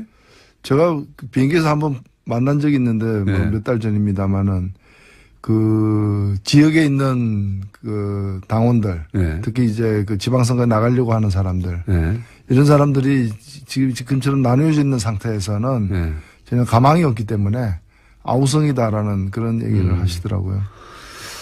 그걸 뭐 나올 때부터 알았을 텐데요. 예, 그렇죠. 그러니까 어찌 보면은 사실 그 자유한국당도 그렇고 바른정당도 그렇고 이제 박근혜 그 친박 세력을 갖다가 청산하자. 그래야만 산다 정도의 문제의식으로 이제 사실은 그것이 안 받아들여지니까 나오게 된 거지 않습니까? 그러니까 이제는 이제 박근혜 대통령 정도가 출당이 된다면은 그럼 다시 들어갈 수 있다라는 거죠. 그리고 이 자유한국당 자체가 영남 지역에서의 그 최대 여전한 기득권이거든요. 기득권이기 때문에 좀 새로운 보수 철학으로다가 좀 혁신된 그런 어떤 노선으로다가 정치를 새롭게 하겠다라는 의지보다는 기존의 그 기득권에 기대어서 뭐 정치 생명을 또 연장하겠다라는 생각이 더 크다 보니까 지금 이제 박근혜 전 대통령 출당 문제 하나 이외에는 다른 게 문제가 안 된다고 이제 여겨지는 것이고 그런 거죠. 이런 것도 있는 것 같습니다. 원래 김무성 전 대표가 나온 것은 유승민 대표로 대선을 치르겠다는 계획이 아니라 반기문 전 사무총장과 뒤에서 이제 밀어주는 걸로 추정되는 이명박 전 대통령의 힘, 이 두 힘의 조합으로 본인이 이제 대권을 만들어낸 사람이 되고 나중에는 내각제에서 총리가 되겠다 이런 구상이었던 걸로 저는 생각을 하는데 이명박 전 대통령도 지금 코가 석자고, 반기문 전 총장은 이제 정치적으로 아웃되다 보니까 본인 혼자의 힘으로 할 수 있는 없는 것 같다라고 판단한 것 같아요. 예, 당시에 사실은 지난 1월 상황을 이제 다시 돌아가 보면 그때까지만 하더라도 살아있었던 이 목표, 개념이 뭔가 하면 제3지대라는 거예요. 그리고 나중에는 신기루, 존재하지 않는 걸로 이제 확인됐지만 그 제3지대에서 이러저러한 그냥 정상적인 대통령 선거에서 이길 가능성이 거의 없어 보이는 사람들이 다 모여가지고 이제 그 제3지대로 모이자고. 반기문을 중심으로 모이자는 게 김무성 전 대표 생각이었던 거고. 그리고 안 되면은 뭐 그때 이제 뭐 많은 사람들은 반기문 중심으로 했고 어떤 사람은 또 자기 중심으로. 자기가 그래도 그 출마하려고 선언까지 해놓고 출마 안 한 분들이 몇 있잖아요. 그렇죠. 이런 분들은 이제 반기문 안 되면 그 다음 대안은 자기다. 라고 생각하는 사람도 있고 그러면서 그들의 어떤 공동의 이익을 보장하는 방식을 개헌으로 해가지고 이제 이원 집정제 정도로 해가지고 권력을 갖다 공유하는 그런 걸로 하려고 했는데 그 제3지대가 결국에는 팔이 끈끈이가 된 거 아니에요. 그게 달라붙은 사람은 다 이제 현실에서 이제 무력화되는. 김종인 전 대표도 이제는 거론조차 되지 않고 있습니다. 그렇게 많이 거론되다가. 그래서 이제 본인이 기댔던 구상들 혹은 기댔던 인물들 세력이 다 날아가다 보니까 혼자서 할 수 있는 게 없다. 이렇게 생각한 게 아닌가 생각이 듭니다. 그러니까 본인의 정치적 역량의 한계도 이제 자각한 것 같고. 근데 사실 그렇게 해서 지금 자유한국당으로 간다고 다시 살아날까요? 본인의 힘이. 자유한국당이 과연 다시 살아날 것인가가 의문입니다. 그래서 이제 아니, 그 구명정인 줄 알고 올라탔는데 그게 보니까 난파선이고 이제 배에 구멍이 나 있더라. 이렇게 될 수도 있는 거죠. 박근혜 전 대통령은 출당이 되긴 되겠죠? 예, 그거는 뭐 거의 지금은 그래서 이제 출당 출당까지 뭐 험악하게 해야 되느냐. 네. 본인이 혹시 나가실 수는 없을까요? 라고 이렇게 연락을 하고 있는 것 같습니다. 그게 이번 주에 이루어지고 있는 일이라고 봐야죠. 본인이 혹시 나갈 수는 없을까요? 다소 공손하게 예. 그렇게 물어봤는데 박근혜 전 대통령이 나는 그런 생각 없다. 나 지금 내 코가 석자다. 이러고 있는 상황이고요. 그래서 그렇지, 예. 좀 부드럽지는 않겠지만 그래도 출당을 해버릴 것 같다. 예. 그렇지 않고서는 바른정당에서는 단 한 사람도 오지 못할 명분 자체가 너무 없어서 아마도 박근혜 전 대통령 출당하는 게 이렇게 힘들고 큰일이다 만든 다음에 출당시킨 다음에 이제 자 했으니 와라 이렇게 만들려고 하겠죠.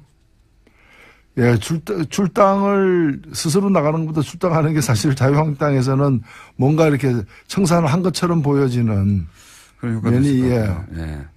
뭐 바람 불어가지고 휴지가 날아가는 것보다는 손으로 집어가지고 휴지통에 넣는 식으로 이제 그렇게 청소한 것 같잖아요. 그러면 뭔가. 청소한 것 같잖아요. 청소한 것 같잖아요. 이제 남은 거는 자 그렇게 바른정당 내부의 분들도 인정하고 있으니까요. 사실상 이렇게 분당 수준으로 탈당이 되고 나면 그러면 바른정당 남은 분들하고 소위 자강파하고 국민의당의 안철수계하고 어떻게든 연대나 결합을 모색할 것이다. 이런 얘기 있지 않습니까? 그 가능성은 어떻게 보십니까? 조선일보는 제발 그래달라고 하는 바람인 것 같던데 국민의당이 혹시라도 다수가 민정을 할까? 가지 않겠다라고 생각하는 분들, 이른바 그 자강파. 예, 바른정당. 바른정당 내 자강파들은 다시 또 분석해 보면은 친국민의당, 예. 그 국민의당과의 뭔가의 어떤 관계 모색으로 적극적으로는 통합, 그 소극적으로는 어떤 공동 교섭단체 구성 예. 이런 방식으로다가 그 활로를 개척하고 싶어하는 분들이 있고 예. 또 다른 한편으로는 충분한 시간을 갖고서 자유한국당의 변화를 지켜보자. 예. 들어가긴 들어갈 건데 지금은 아니다. 예, 아니다라는 거죠. 예. 이제 그런 분들이 또 있습니다. 그러니까 그 같지 않은 거죠. 그래서 만약에 남는다고 일부가 간다고 해서 나머지가 다 빠른 시일 내에 국민의당과 어떤 관계를 모색한다는 것은 사실은 그렇게 현실적이지 않다고 봅니다. 그렇지만 이제 국민의당 입장에서는 거꾸로 이삭줍기를 하려고 예? 당연히 노력하지 않겠습니까? 그렇죠. 그리고 국민의당은 특히 국민의당의 이제 그 주주들 예. 같은 경우에는 일단 대통령 선거를 다음 대통령 선거를 의식하고 모든 걸 지금 예. 이제 하려고 하고 있기 안철수 때문에 대표 중심으로. 예. 결국에는 다음 대통령 선거 때 자유한국당에서 후보를 제대로 된 후보가 나올 가능성이 적다라고 보고 자유한국당의 지지까지 받는 범보수연합의 후보가 되고 싶어하는 경향이 날이 갈수록 진해지지 않을까. 안철수 예. 대표가 그런 점에서 이 바른정당을 본다는 거죠. 왜냐하면 지금은 바른정당하고 어떤 관계를 바른정당하고 국민의당 사이에 다리를 놓을까 말까 하고 있지만 다리를 놓았는데 가보니까 그 바른정당이 또 자유한국당하고 다리가 이미 있더라. 예. 이게 지금 하나의 섬과 섬을 잇는 거지만은 결국에는 이 두 개가 이어질 때 또 다른 섬하고도 이어질 수 있는. 예. 결국에 어찌 보면 바른정당이라는 게 자유한국당하고의 거래를 하는 데 있어서의 중간 어떤 교두보. 예. 로 이렇게 의미가 있을 수 있다라고 보는 게 아니냐. 예. 그렇게 보시는 거군요. 예. 그래서 국민의당에서 그 바른정당을 갖다가 이렇게 가볍게 보지 않을 거라고 봅니다. 그거는 그 20명 예. 혹은 이제 떠나고 남은 뭐 열 몇 명 이 중에서라기보다는 이게 결국에는 그 자유한국당으로 원래는 이게 육지였는데 이제 어떻게 하다 보니까 바다의 섬이 된 그런 땅이라는 거죠. 바른정당이. 그러니까 자유한국당에 가 있는 보수 지지 세력도 끌어서 본인의 지지 기반으로 만들고 싶어 하는 욕망이 있다. 예. 그렇기 때문에 그런 의미에서의 바른정당의 소용, 그 쓰임새가 있다는 거죠. 중간지대로서. 네. 그 중간에 우리가 바른정당 끌어가는 거 보면 우리는 보수까지도 다 포함할 수 있는 그런 정치 세력이다라고 주장하고 싶은 안철수계가 있는 것이고 또 그러니까 이런 거죠. 뭐 내가 보수로 전향했다가 아니고 아니 뭐 보수도 나를 지지하네. 뭐 이렇게 되는 거죠. 자, 그러면은 정의당의 국감 전략은요?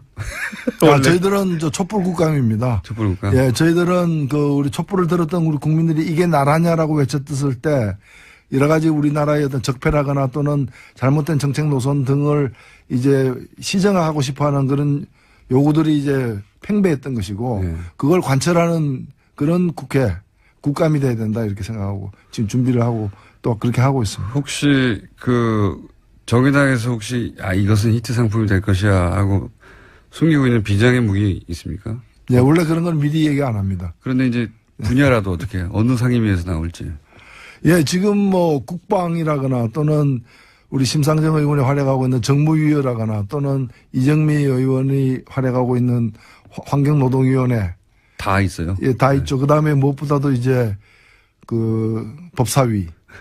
예. 대표님이 활약하고 계신. 예, 그래서 굉장히 저희들 나름대로 선전하고 있다 봅니다. 이제 국감이 아주 초반기 3분의 1 정도 지나고 있는 상황이어서. 아직 근데 국민들의 관심을 확 끌어당길 만한 사안이 터진 게 없어요. 보통 국감에서 이 정도 되면 한두 건은 터지는데 아직은 안 터지네요. 예, 이번 지금 국감이 묘한 것이 대개 보면은 이제 여당이 수비하고 야당이 공격하는데 네. 지금 보면은 과거 정권의 어떤 문제가 더 많이 드러나고 있기 때문에 네. 여당이 공격하고 야당이 수비하는 맞습니다. 저희들은 야당이지만 또 이 공격 대열에 서 있는 거죠, 같이. 맞습니다. 여당이 공격하고 야당이 수비한다. 여기서 야당은 이제 자유한국당이죠, 주로. 예. 네, 수비한다. 맞는 이야기네요. 특이한 국감입니다. 자, 국감 전략을 약 30초 가량 들어봤고요. 시간이 벌써 다 가버렸네요. 예, 항상 시간이 짧습니다. 노회찬 대표님이 지금 준비하시고 있는 한방, 이거 언제 나옵니까? 예, 기다려 보십시오. 예, 조만간 곧 나옵니까? 예, 대검찰청에서 네. 터뜨리겠습니다. 다선은 누구 겁니까? 자, 오늘 여기까지 듣겠습니다. 지금까지 정의당의 노회찬 원내대표였습니다. 감사합니다. 네, 감사합니다. 교수입니다. 국정원 개혁위가 어제 밝힌 바에 따르면 추명호 전 국정원 국장은 최순실의 비리 사실을 알고도 상부에 보고하지 않았다고 하죠. 추 전 국장과 최순실의 커넥션을 짐작케 하는 대목입니다. 또한 추 전 국장은 이석수 전 청와대 감찰관이 우병우 전 민정수석을 감찰하자 오히려 이 전 감찰관의 동향을 우 전 수석에게 직보했다고 합니다. 추 전 국장과 우병우 전 수석의 커넥션을 여기서는 알 수 있습니다. 남은 건 최순실과 우병우의 커넥션. 최순실이 작성한 우병우 전 민정수석 청탁용 인사 파일이라는 제목의 문건이 올해 2월 특검에 의해 발견된 적이 있습니다. 이 문건에서 우리은행장이 거론이 되죠. 그리고 추 전 국장은 이 문건이 작성되기 한 달 전 우리은행장 비리 첩보를 수집해서 이를 우병우 전 민정수석에게 직보합니다. 최순실의 관심사가 추 전 국장에 의해 수집되고 이게 우병우 전 민정수석에 직보되고 최순실은 그와 관련한 인사 파일을 우 전 수석에게 보내고 이 정도까지 왔는데 우병우 전 수석과 최순실의 관계를 못 밝혀내면 그건 검찰이 바보거나 아니면 봐주거나 둘 중 하나죠. 그렇기 때문에 다스는 누구 겁니까? 김원준 생각이었습니다. 다스를 미뤄온 지 2개월 정도 됐는데 드디어 이제 수사가 본격적으로 이루어진다고 해요. 예. 수사가 이제 막 착수된다고 하니까 결과가 나올 때까지 계속 가겠습니다. 오프닝에 대해서 좀 할 말이 좀 더 있는 게 어제 저희가 이거 하다가 뭐랄까요 다 못했다 싶어가지고 제가 오프닝을 했는데 올해 2월에 그런 파일이 나왔어요. 우병우 전 민정수석 청탁용 인사 파일. 네, 관련해서 장시호 씨가 찍어놓은 사진 파일이었습니다. 그렇죠. 예. 장시호 씨가 이제 이모 심부름으로 파일을 배달하다가 그걸 찍어뒀다. 네, 휴대전화로요. 네, 휴대전화로 찍어뒀고 그 파일이 이제 장시호 씨가 운영하던 한국 동계 영재센터인가요? 네, 영재 스포츠센터라고 합니다. 그 직원의 하드에 있었다. 그게 이제 2월에 진작에 밝혀졌어요. 진작 2월에. 예. 거기에 이제 이철성 경찰청장, 우리은행장 그리고 KTNG 사장 3인의 인사청탁 내용이 들어있었다는 거잖아요. 예. 그리고 거기에 이제 포스트잇이 우리은행장 후보 추천 중 뭐 이런 게 붙어 있었다고 거고. 이게 벌써 2월에 나온 이야기인데 근데 이제 어제 나온 내용은 뭐냐면 새로 나온 내용이 추 전 국정원 국장이 우리은행장에 대해서 비리 정보를 수집하고 있었다는 거죠. 예. 그리고 이게 언제냐면은 최순실이 지금 방금 언급한 그 문건이 우병호 전 수석에 가기 한 달 전이에요. 이걸 시간 순서대로 정리를 해보면 추 전 국장이 우리은행장 비리를 뜬금없이 캐기 시작한 게 6월이고, 그리고 그 다음이 최순실이 이 인사청탁 파일을 민정수석에게 보낸 게 7월이고, 그리고 추 전 국장이 그 비리 정보를 우병우에게 직보한 게 8월이에요. 순서대로. 그러니까 이제 이걸 이제 조합해 보면 어떻게 나오냐면, 최순실은 추 전 국장을 통해 가지고, 자기가 바꾸고 싶은 사람의 뒤를 캐라고 하는 겁니다. 그러면 그쪽에서 열심히 뒤를 캐요. 그리고 자기가 원하는 사람이 있을 거 아닙니까? 추천 중. 원하는 사람은 민정에 보내서 검증을 하게 하는 거예요. 이 사람 해도 되겠냐고. 그리고 뒤를 캔 정보는 우병우 전 수석이 직보를 받아가지고 그걸 합쳐서 자기가 바꾸고 싶은 사람을 예를 들어서 박근혜 전 대통령을 통해서 임명을 하게 한다든가 영향력을 행사하게 한다든가 이런 패턴으로 자기가 원하는 사람을 꽂았던 것 같다 하는 정황이 그림이 이제 처음으로 완성되게 나온 거죠. 순서대로 보니 일자도 다 따로따로 떨어져 있는 게 아니고 이 해설을 해주는 것이 없어서 제가 이렇게 된 것 같다. 국정원은 비리를 캐게 하고 민정에겐 자기가 원하는 사람을 검증하게 한 다음에 그리고 국정원이 직보, 우병우 민정수석한테 직보할 일이 아니잖아요. 특별히 이게. 직보하게 한 다음에 결국은 하자가 없으면 그러니까 직보에서 문제가 비리가 있는 사람이라고 해서 민정수석 쪽에서는 그 사람을 떨궈내게 만들고 자기가 원하는 사람을 박근혜 대통령을 통해서나 그 압력을 통해서 임명하고 이렇게 한 것 같아요. 본인이 대통령이었던 거죠. 국정원과 청와대를 모두 이용해서 정보를 갖고 사람을 심고. 그 추 전 국장이 우병우 전 민정수석에게 직보를 한 이유는 최순실 씨한테는 아무런 그 공권력이 없었기 때문에 직접적으로는 자기가 그걸 보고를 받아봐야 그걸 가지고 누굴 때릴 수는 없잖아요. 그러니까 비리를 캐게 하는 것은 하게 하되 그 비리의 결과는 민정수석한테 보고하게 하는 거죠. 그리고 자기는 원하는 사람을 민정수석한테 보내가지고 검증하게 하고 아주 패턴이 딱 나온 것 같은데 이걸 아직 해설하는 사람이어서 주시한 내용인데 해설 한번 해봤습니다. 이렇게 된 것 같다. 예, 일자가 나오거든요 지금. 이제 두 번째. 첫 번째는 그 위법 사실을 알고 있었다. 예, 위법 사실이 이미 이제 금융실명제법상 있었다. 삼성이 돈을 찾아가는 과정에서. 두 번째로는 이 계좌들 중에 그 486명의 그 이름 중에 1199개 계좌 중에 혹시 본인은 모르고 이름을 도둑질 당한. 김용철 변호사처럼. 네, 김용철 변호사 어제 제가 얘기했죠. 김용철 변호사는 자기한테 50억이 있어가지고 이거 내 돈 아니라고. 이거 거의 뭐 가서 내 돈 아니까 빨리 딴 데로 가져가라고 막 그랬을 정도로 했었는데 김용철 변호사처럼 이름을 도용당한 도명 계좌가 있느냐 했더니 이 감독 금융감독원의 그 당시 감사반장으로 나갔던 당사자가 당사자 얘기는 그런 걸로 알고 있다. 그 외에도 있는 걸로 알고 있다. 김용철 건 분명하고 더 웃긴 건 제가 어제 기사를 찾아보니 2007년 12월 12일 날 금융위원회가 김용철 계좌는 이름을 도용당한 도명 계좌임을 확인해요. 이게 무슨 말이냐면 이거를 알았으면 지금 저희가 그거 실명 전환하고 세금 내고 과징금 내야 된다라고 주장을 했더니 실명 전환할 의무가 없는 계좌다라고 주장을 했잖아요. 적어도 김용철 변호사의 그 계좌는 실명 전환을 하고 과징금 내고 세금을 내야 하는 분명한 대상인데도 금융위원회가 눈만 깜빡깜빡하고 계속 박용진 의원이 뭔가 착각하고 있다라고 주장한다는 거죠. 다른 도명도 있다고 이미 말했고. 다른 도명이 있다라고 하는 것은 어제 금융감독원의 부원장보가 얘기를 한 거고요. 네, 금융위원회는 2007년 그 당시에도 이미 자기들이 알고 있었음에도 불구하고 실명전환 대상으로 규정하지 않았다는 게 그리고 문제죠. 2008년에도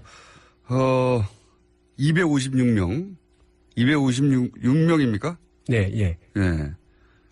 아니 486명. 486명의 이름으로 계좌가 1199개가 있었죠. 아니 제 말은 뭐냐면 예.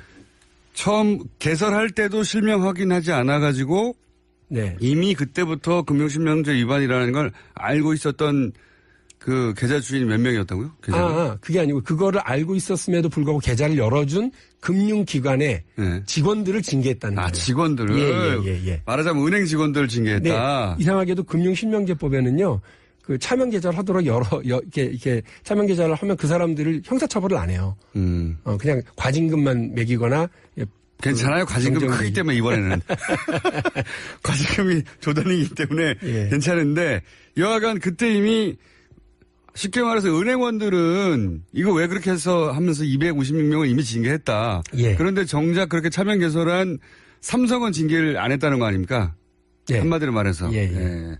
그런 얘기고요. 삼성이 해야 될 법적인 의무를 다하지 않도록 길을 열어준 거죠. 그러니까요. 예. 네. 과징하지 않았다. 예. 네. 은행 직원들만 뭐라고 하고. 네. 2004년부터 그런 거래를 하는 은행 직원들에 대해서는 기관에 대해서는 과태료를 물어왔던 금융위가 2008년에 와서는 엉뚱하게 다른 해석을 하면서 삼성 이건희의 4조 5천억 원 차명 계좌에 대해서는 과징금도 그리고 이자 소득세와 배당 소득세에 대한 과세에 대한 근거도 전혀 이야기하지 않는 또 엉뚱한 금융위가 되더라 이런 거죠. 혹시 이 금융위가 고스란히 지금까지 있어서 지금 국감을 받고 있는 그 금융위입니까? 그 구성원이 거의? 제가 그때 당시에 말단 직원부터 다 있었냐 했더니 말단 직원들도 그대로 다 있고요. 그 일에 다 관련이 되어 있는 직원들인 거죠. 그렇군요. 본인들이 했던 일에 대해서 왜 그렇게 할 수밖에 없었는지 이제 그 정당성을 주장할 수밖에 없겠네요. 자기들이 한 일이면. 네, 그렇죠. 그러니까 어떻게든 이거에 대해서 자기의 방어 논리를 구축할 수밖에 없다. 그래서 제가 어제도 말씀드렸습니다만 이거 집권하고 좀 5, 6개월 지나고 났는데 이제 보니 대통령만 문재인이고 금융위는 MB 금융위 아니냐. 이명박 때 금융위가 그대로 그냥 우리한테 그 시절 2008년이니까 맞구나 이런 생각입니다. 그 시절 금융위가 여전히 금융위에 있군요. 그 시절. 자, 이게 다가 아니라면서요. 이게 다가 아니죠. 예. 저희가 금융위원회를 막 시중 언어로 막 조지다 보니 금융위원회가 자기들이 아무 죄가 없다고 그러면서 몰랐던 팩트를 막 들고 와서 해명을 하는데. 재선되기 싫으세요? 예? 무슨 말씀이신가? 악담을 아침부터. 어쨌든. 이게 하는데. 그 중에 느닷없이 그 의원님 잘 모르시겠지만 과징금 대상이 아니에요. 예. 그러니까 만일에 실명전환 대상이더라도 과징금 대상이 아닙니다. 무슨 말이에요? 그랬더니 93년도 이전에 개설한 금융실명제 긴급명령이 선포되기 이전에 개설한 계좌들은 과징금 50%를 때리는데 선포하고 이후에는 과징금 대상은 아니라는 거예요. 다만 이자소득세와 주식에 대한 배당소득세에 대한 중과세 2차 등과세 법이 93년에 생겼기 때문에 긴급명령이 생겼기 때문에 93년 이전 거를 전환하지 않으면 과징금을 때리는데 그렇죠. 그 이후에는 그렇게 하지는 않고 거기서 불로소득만 때린다. 그런데 1199개 중에 1021개는 20개를 뺀 1021개는 전부 다 거의 93년 이후에 개설했다는 거예요. 93년 이후에 개설했다. 그러니까 과징금 대상이 아니라는 걸 주장하려다 보니까 그 얘기를 하더라고요. 그래서 93년 이후에 개설됐다. 순간 멘붕이 오죠. 왜냐? 이건희 회장이 아니라 이병철 회장이 80년대에 돌아가신 거 아닙니까? 87년이요. 그러니까 근데 이 돈의 근거가 특검과 삼성의 주장이 뭐냐면 이병철 회장이 6, 7, 8. 자, 첫 번째 뉴스가 오래 걸렸습니다. 첫 번째 뉴스는요? 네, 전직 세월호 특별조사위원회 부위원장의 내부 고백이 있었습니다. 일종의 폭로인데요. 박근혜 전 대통령의 세월호 7시간 행적을 조사하지 말라는 지시를 박근혜 청와대에서 받았다라고 밝혔습니다. 현재 대한법률구조공단 이사장인 이현 씨의 발언인데 어제 국정감사장에서 한 이야기입니다. 그때 이제 당시 새누리당 쪽에서 특조위에 있는 사람들은 특별조사위원회가 아니라 특별방해위원회였어요, 완전히. 조사를 철저하게 방해하는. 근데 그 중에서 이제 부위원장이 7시간 행적 조사하지 말라는 지시를 받았다는 건데, 이게 이제 미국이나 일본은 국가 정상 일정을 모두 공개하거든요. 분 단위로도 공개합니다. 네. 그리고 당일 무슨 특별한 게 없잖아요. 무슨 그 비밀 유지해야 되는 일정이 있었던 것도 아니고, 숨길 게 없으면은 이렇게까지 할 이유가 없는 거 아니겠습니까? 당연히. 그냥 뭐 몇 시에 보고받아서 몇 시에 조치하였다. 이러면 될 일인데, 특조위 부위원장한테 수석이 둘이 나와가지고 절대로 안 된다고 펄펄 뛰었다는 거는 막아야 했다는 거죠. 막아야. 네, 그래서 실제로 그때 막는 기자회견들을 했었습니다. 막는 역할들을 철저하게 했었었고요. 예. 실행됐습니다. 이게 뭐라고, 예. 이게 뭐라고 막았겠어요? 숨길 게 있었다는 거죠. 예. 실제,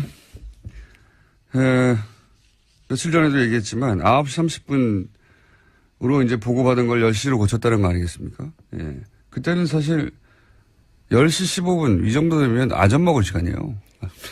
이미 다 일어났어야 되는 시간인데 그때 보고를 받고 45분간이나 무슨 조치를 그럼 이렇게 하세요라는 조치를 하는데 45분이 걸렸다는 거잖아요. 사실 10시 15분에 통화했는지도 확인이 안 되고 있어요. 네, 그냥 서면 보고입니다. 10시에 네. 국가안보실에서 보고를 받았다라는 내용이고요. 네, 이게 진짜로 무슨 조치가 내려왔는지도 확인이 안 되고 있고요. 저는 9시 반에 보고를 받은 것도 이게 최초인지도 확인해 볼 필요가 있다고 봅니다. 이게 청와대에서 세월호 관련해서 세월호뿐만이 아니지만 특히나 세월호 관련해서는 뭐 하나 사실인 게 없기 때문에 현재까지. 예. 이 시간 동안 뭘 했는 건지 도대체. 딱 하나 물증 나온 건 12시 즈음에 최원영 복지수석과 통화한 내용 하나 있습니다. 그건 통화 이제 기록이 예, 통화 기록에 대한 네. 거고 나머지는 통화 기록을 제출하니까 없다는 네, 거 아닙니까? 그렇죠. 통화를 안 한 거로 보여요, 저는. 그렇지 않다면 진작에라도 억울해서라도 냈겠죠. 나온 게 없습니다, 이때까지. 예. 탄핵 국면에서도 계속해서 아무것도 내놓지 않아서 있으면 나왔어요, 벌써. 헌재에서조차 이야기를 했었습니다. 아무것도 제출하지 않았거든요. 달라고요. 예. 그날 연락이 안 된 겁니다, 이거. 그렇게밖에 생각할 수가 없어요. 이렇게까지 많은 사람이 혹은 자신의 탄핵이 걸렸는데도 있으면 다 진작에 내놨죠. 아무것도 못 내놓잖아요. 그래놓고 이제 저녁에 처음 나타난 거죠. 네, 5시 넘어서 나타났습니다. 그래서 이제 아이들이 구명조끼 입고 있는데 그렇게 찾기가 어렵나요? 이게 첫마디 아닙니까? 굉장히 황당한 발언을 한 거죠. 그때까지 상황 파악도 안 되고 연락도 안 된 거예요. 그렇게 생각할 수밖에 없는 겁니다. 그러지 않고서 이럴 수가 있느냐. 그리고 그러지 않고서 7시간을 이렇게까지 막았겠느냐. 그날 하루 종일 뭐 딴 거 한 겁니다. 라고 저는 생각합니다. 그렇지 않고서야 진작에 억울함을 풀기 위해서라도 통화 기록이 뭐고 다 내놨겠죠. 예. 나오는 게 없잖아요, 지금. 예, 그래서 그때 7시간 조사하겠다고 했을 때도 세월호 특조위를 향해서 청와대에서는 근처에도 얼씬도 못하게 하겠다 이런 이야기를 했었다라고 합니다. 국가 권력을 총동원해서 대통령의 당일 행적을 막아야 되는 거예요. 밝혀지는 게. 그래서 심지어 새누리당에서 임명한 특조위 부위원장조차도 이렇게 생각했다라는 건데요. 드러나서는 안 되는 이유, 대통령에게 흠이 될 만한 사유가 있구나라고 느꼈다고 이야기했습니다. 아니, 그건 뭐 무슨 어려운 추론인가요, 이게?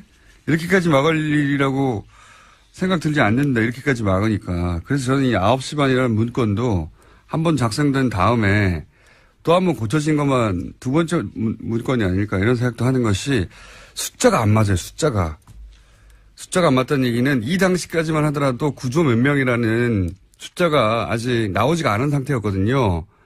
근데 거의 최종 숫자하고 비슷한 숫자를 처음 보고받아요. 처음부터. 저는 의구심을 아직도 가지고 있습니다. 예. 지금 뭐 이런 게 드러날까봐 지금 서버를 다 없애버렸다는 거 아니에요? 예. 네, 어제 JTBC가 보도한 내용인데요. 박근혜 전 대통령의 탄핵안이 국회에서 가결된 뒤에 청와대 서버가 무더기로 폐기됐다라고 합니다. 지난해 12월 달에는 서버 22대가 폐기됐고요. 또 탄핵이 결정된 다음인 지난달 4월 달에도 서버 60대가 폐기가 됐다고 합니다. 대통령이 탄핵되냐 마냐 하는 과정에서 이 관련 정보를 내놓으라고 하는데 내놓지를 못하는 걸 보면 없는 거예요. 통화 기록도 없는 거고 다들 거짓말하는 겁니다. 김관진 당시 안보실장도 뭐 자신과 뭐 통화를 했다느니 어쩌고 이런 얘기 했지 않습니까? 안 했다고 봅니다. 저는. 네. 그러니까 못 내놓죠. 네, 우선 기록이 없습니다. 정말. 통화를 했는데 기록이 있으면 도고 반복인데 하여튼, 예. 갑자기 승질이 나가지고요. 당시에 세월호 특조위 가지고 얼마나 말들이 많았어요. 예. 이거, 그리고 세월호 유가족들이 지금 무리한 거 요구한다고 조중동을 비롯해서 얼마나 난리쳤습니까, 유가족한테. 그때 소위 세금 도둑이라는 프레임으로서 엄청나게 공격을 해댔었습니다. 조중동은 가만히 있나요? 자기들 잘못한 건 고백 안 하나요? 자, 다음 순요. 네, 문무일 검찰총장이 어제 기자회견을 했는데요. 이명박 전 대통령에 대한 수사 가능성을 시사했습니다. 어제 기자간담회에서 관련해서 비밀리에 여론조사했다라는 오늘 아침 조선일보 보도가 있습니다. 그 결과 국민의당과 바른정당이 합당할 경우 시너지가 가장 크다라는 내용이 담겨 있다고 합니다. 저도 좀 이 기사는 봤는데 좀 재밌는 기사예요. 예. 민주당과 국민당이 합칠 경우에는 산수랍보다 작다. 지금 현재 지지율. 당연한 거 아닙니까? 예, 호남에서 지지율도 겹치고 보수층도 빠져나가고 민주당 단독으로 이미 50%대잖아요. 예. 더 올라갈 데가 별로 없어요. 사실은 한 정당이. 예. 그리고 자유하고 바른이 합쳐도 산수랍보다 적다는 거 아닙니까? 당연하죠. 여기서는 또 중도 보수가 빠져나가겠죠. 예. 자유한국당의 극우적인 이미지이기 때문에. 그래서 남는 건 이제 국민의당과 바른당이 합치는 게 낫다 이건데, 이건 저는 이제 조선일보가 국민의당이 민주당과 합칠까봐 걱정이 돼가지고 바른정당과 합치라고, 예. 지금 바람잡이 코치해 주는 거예요. 예. 네, 물론 여론조사 결과이긴 합니다. 아니, 근데 거기에 대한 분석을 얼마든지, 다르게 할 수도 있거든요. 예. 바로 조선일보가 걱정하는 거죠, 지금. 국민의당이 민주당과 합당될까봐. 조선일보 수고하고 있고요. 여기까지 합시다. 예. 시사인의 김은지였습니다. 감사합니다. 박용진 의원 다시 나오셨습니다. 안녕하십니까. 너무 자주 나오죠. 안녕하세요. 박용진입니다. 저희가 연속으로 스튜디오 직접 출연하시는 분은 최초입니다. 영광입니다. 예, 전화 연결은 한 적이 있는데 직접 연속으로, 왜냐하면 이 사안을 이 포털이나 이런 데서 크게 보도를 안 하고 있어요. 안 해요. 예. 다른 언론들도요. 눈만 껌뻑껌뻑 하고 있어요. 굉장히 중요한 사안인데 제가 보기에는. 그렇습니다. 이게 정말 삼성의 힘인 건지 아니면 사안의 중요도가 떨어져서 그런지. 근데 저희는 사안이 대단히 중요하고 크다. 왜냐하면 지금 의원님 말씀대로 그게 제대로 밝혀지고 나면은 조 단위의 세금이 들어오는 거 아닙니까? 네. 예. 그리고 그만큼의 처벌이 삼성한테 갈 것이고 굉장히 중요한 사안인데 그리고 처음으로 밝혀낸 건데 이게 보도를 안 해줘가지고요. 예. 근데 저희라도 떠들라고요. 이제 더 중요한 건 우리는 93년도 이후부터 금융실명제가 되고 있다. 예. 완벽하게 시행되고 있다고 알고 있었어요. 예. 그런데 그렇게 되고 있지 않잖아요.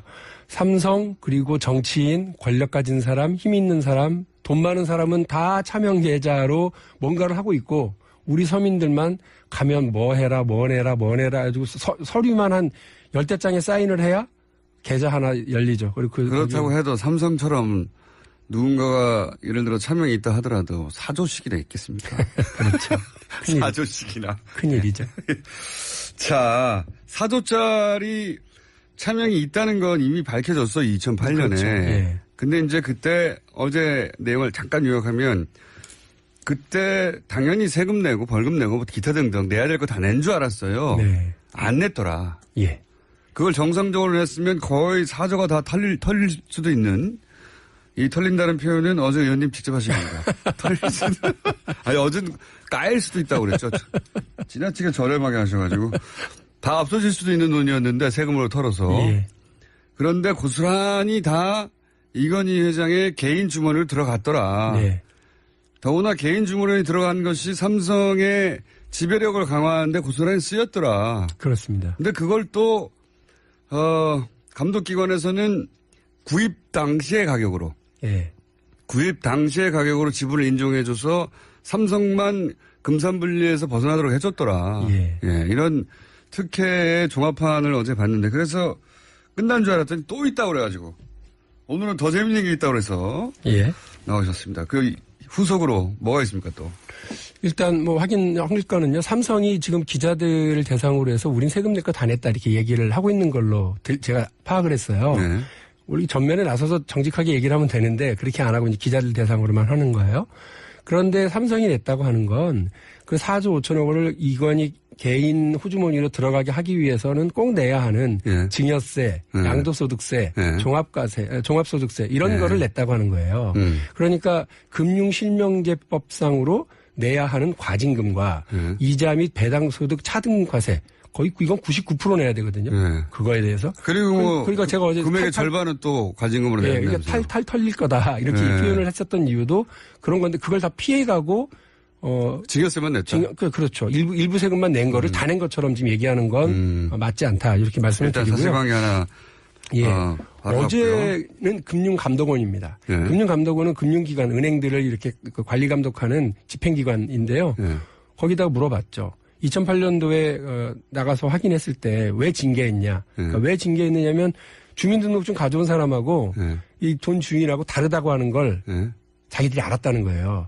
알면서도 계좌를 열어줬대요. 은행이 알고 말면서. 은행이 알면서 했대. 그래서 징계를 265명을 했다. 그러니까 차명인주 뻔히 아는데도 계좌를 개설해 준 것은 금융실명제법 위반이기 때문에 예. 징계를 그때 했다. 예. 예. 그래 잘하셨다. 예. 그런데 그 돈 찾아갈 때는 누가 찾아갔냐 했더니 갸우뚱하더니 저희가 알기로는 삼성 구조본에서도 다 찾아갔다. 근데 금융실명제법에는 예. 차명계좌에 이름을 빌려준 명의인이 예. 자기 주민증하고 도장하고 들고 와서 찾아가야 되는 거예요. 그렇겠죠. 혹은 전환을 해주거나. 예. 근데 그렇게 안 했다고 하는 거를 어저께 금융감독당국한테 확인을 했고요. 알고 있었다는 얘기네요. 예, 그것도 알고 있었고. 이 전 대통령도 수사 대상이냐라는 기자들의 질문에 이렇게 답했습니다. 수집된 증거를 갖고 검찰이 외면하기는 어려울 것이다. 수사 대상에 한정이 있는 것도 아니다라고 말했습니다. 그러니까요. 이제 검찰총장도 법무부 장관도 이렇게 나오는 걸 보면은 이명박 전 대통령 수사하겠다는 거죠. 예, 될 것 같아요. 예, 될 것 같고 어제 문무일 총장이 한 말 중에 개인적으로 굉장히 중요하다고 생각하는 멘트는 이겁니다.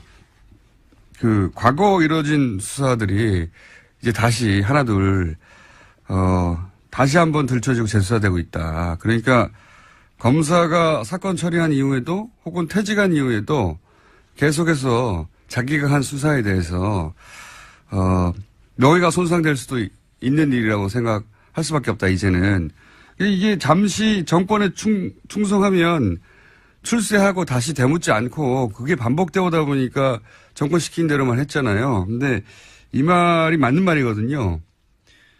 지금 7년, 8년 전에 했던 수사들이 다시 들춰져가지고 그때 누구 봐준 거 아니냐고. 네, 털어줬다라는 비판을 아주 많이 샀습니다. 저는 그래서 이 적폐청산 단어가 점점 좀 지겨워지는 단어이긴 합니다. 단어 자체는 좀 바꿔야 되겠어요. 적폐 말살이라든지 뭘로. 근데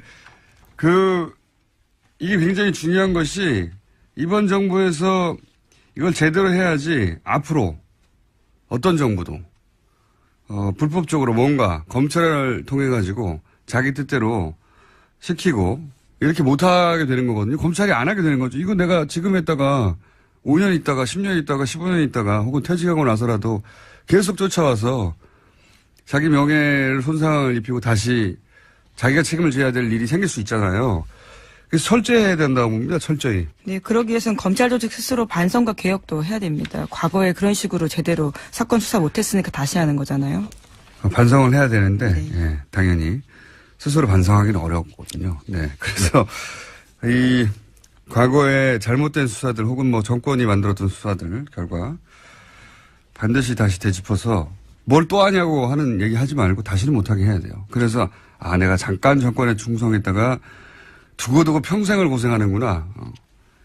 이런 걸 실감해야 그렇게 안 하죠, 이제. 예. 오늘 이렇게 아이템이 진행이 안 되나? 다음 뉴스는 뭡니까? 짧게 할게요. 네, 검찰은 백남기 씨 사건 관련해서요. 700일이 넘은 어제서야 경찰의 물대포가 사망 원인이라고 결론 내렸습니다. 관련해서 경찰 4명을 불구속 기소했는데요. 하지만 함께 고발됐던 강신명 전 경찰청장에 대해서는 무혐의 처분 내렸습니다. 저는 강신명 전 경찰청장이 현장에서 지휘감독을 하지 않았고 그렇기 때문에 직접적으로 법리적으로 이제 적용하기 어렵다는 건 알겠어요. 그런데 지금 700일이 걸렸잖아요. 실제 물대포가 원인이라고 결론 내리는데 그게 700일 걸리는데 전 경찰청장이 역할을 했어요. 당연히. 어떻게든 막았겠죠. 이거에 대한 책임을 물어야 된다고 봅니다. 예. 이 당시 현장 지휘감독 책임을 물을 수 없는 거는 따지고 보면 그럴 수도 있어요. 없었고, 도의적인 책임이나 뭐, 지휘감독의 책임 묻기 직접적으로 어릴 수는 있는데, 그걸 막은 건 이 양반한테 책임을 물어야죠. 예. 그 대목에 대해서 다시 수사가 이루어지거나 혹은 뭐 고발이 다시 이루어지거나 할 수도 있을 거라고 봅니다. 저는. 지금은 이제 지휘감독에 대한 책임을 물었다고 보면. 네, 예. 하지만 당시 최고 지휘부이긴 했습니다. 강시면 청장 같은 경우에. 그래서 뭐 예를 들어서 최고 지휘부로서 책임을 지고 사퇴한다 뭐 이런 책임을 보통 묻긴 하는데 그게 아니라 법적인 책임을 물을 때 어떻게 700일이나 걸렸느냐. 예. 이 책임은 저는 전 경찰청장이 져야죠. 예. 그 대목에 대해서는 누군가가 또다시 그 질문을 하게 될 거라고 봅니다. 다음 뉴스는요?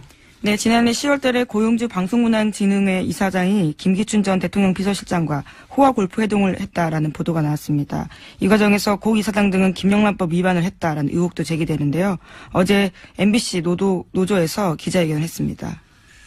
김영란법보다 더 중요한 거는 최순실 게이트가 올라올 때 김기춘 전 비서실장이 MBC 관계자들을 따로 만났다는 거죠. 핵심은. 예. MBC에서는 최순실 관련 보도가 거의 안 나왔죠. 예. 네, 찾아보기 힘들었습니다. 정말. 그런 상관성이 있지 않겠는가 하는 의혹을 가질 만한 내용이고요. 다음 뉴스는요? 네, 박근혜 정부 초기 국군 기무사령부가 김관진 국방부 장관이 인사 독점한다라는 보고서를 청와대에 올렸다라고 합니다. 그러면서 장관 교체가 최선의 방안이다라는 내용도 있다고 하는데요. 더불어민주당의 이철희 의원이 열람한 문건 내용입니다. 특히 이명박 정부에서 정치권의 영향력자들이 군 인사에 개입해서 인사기강의 문란이 자초되고 있다라는 내용도 있습니다. 김관진 전 실장은 형사 책임을 면키 어려운 영역이 아주 광범위하게 확대돼 가고 있네요. 예. 본인이 맘대로 인사를 주물러서 예. 기무사조차 장관을 바꿔야 된다. 이런 얘기 보고가 있었다는 얘기죠. 네, 기무사 보고에 보면 이런 내용이 있는데요. 새 정부 들어서 예상과 달리 현 장관이 유임됐다라는 내용이 있습니다. 예상과 달리.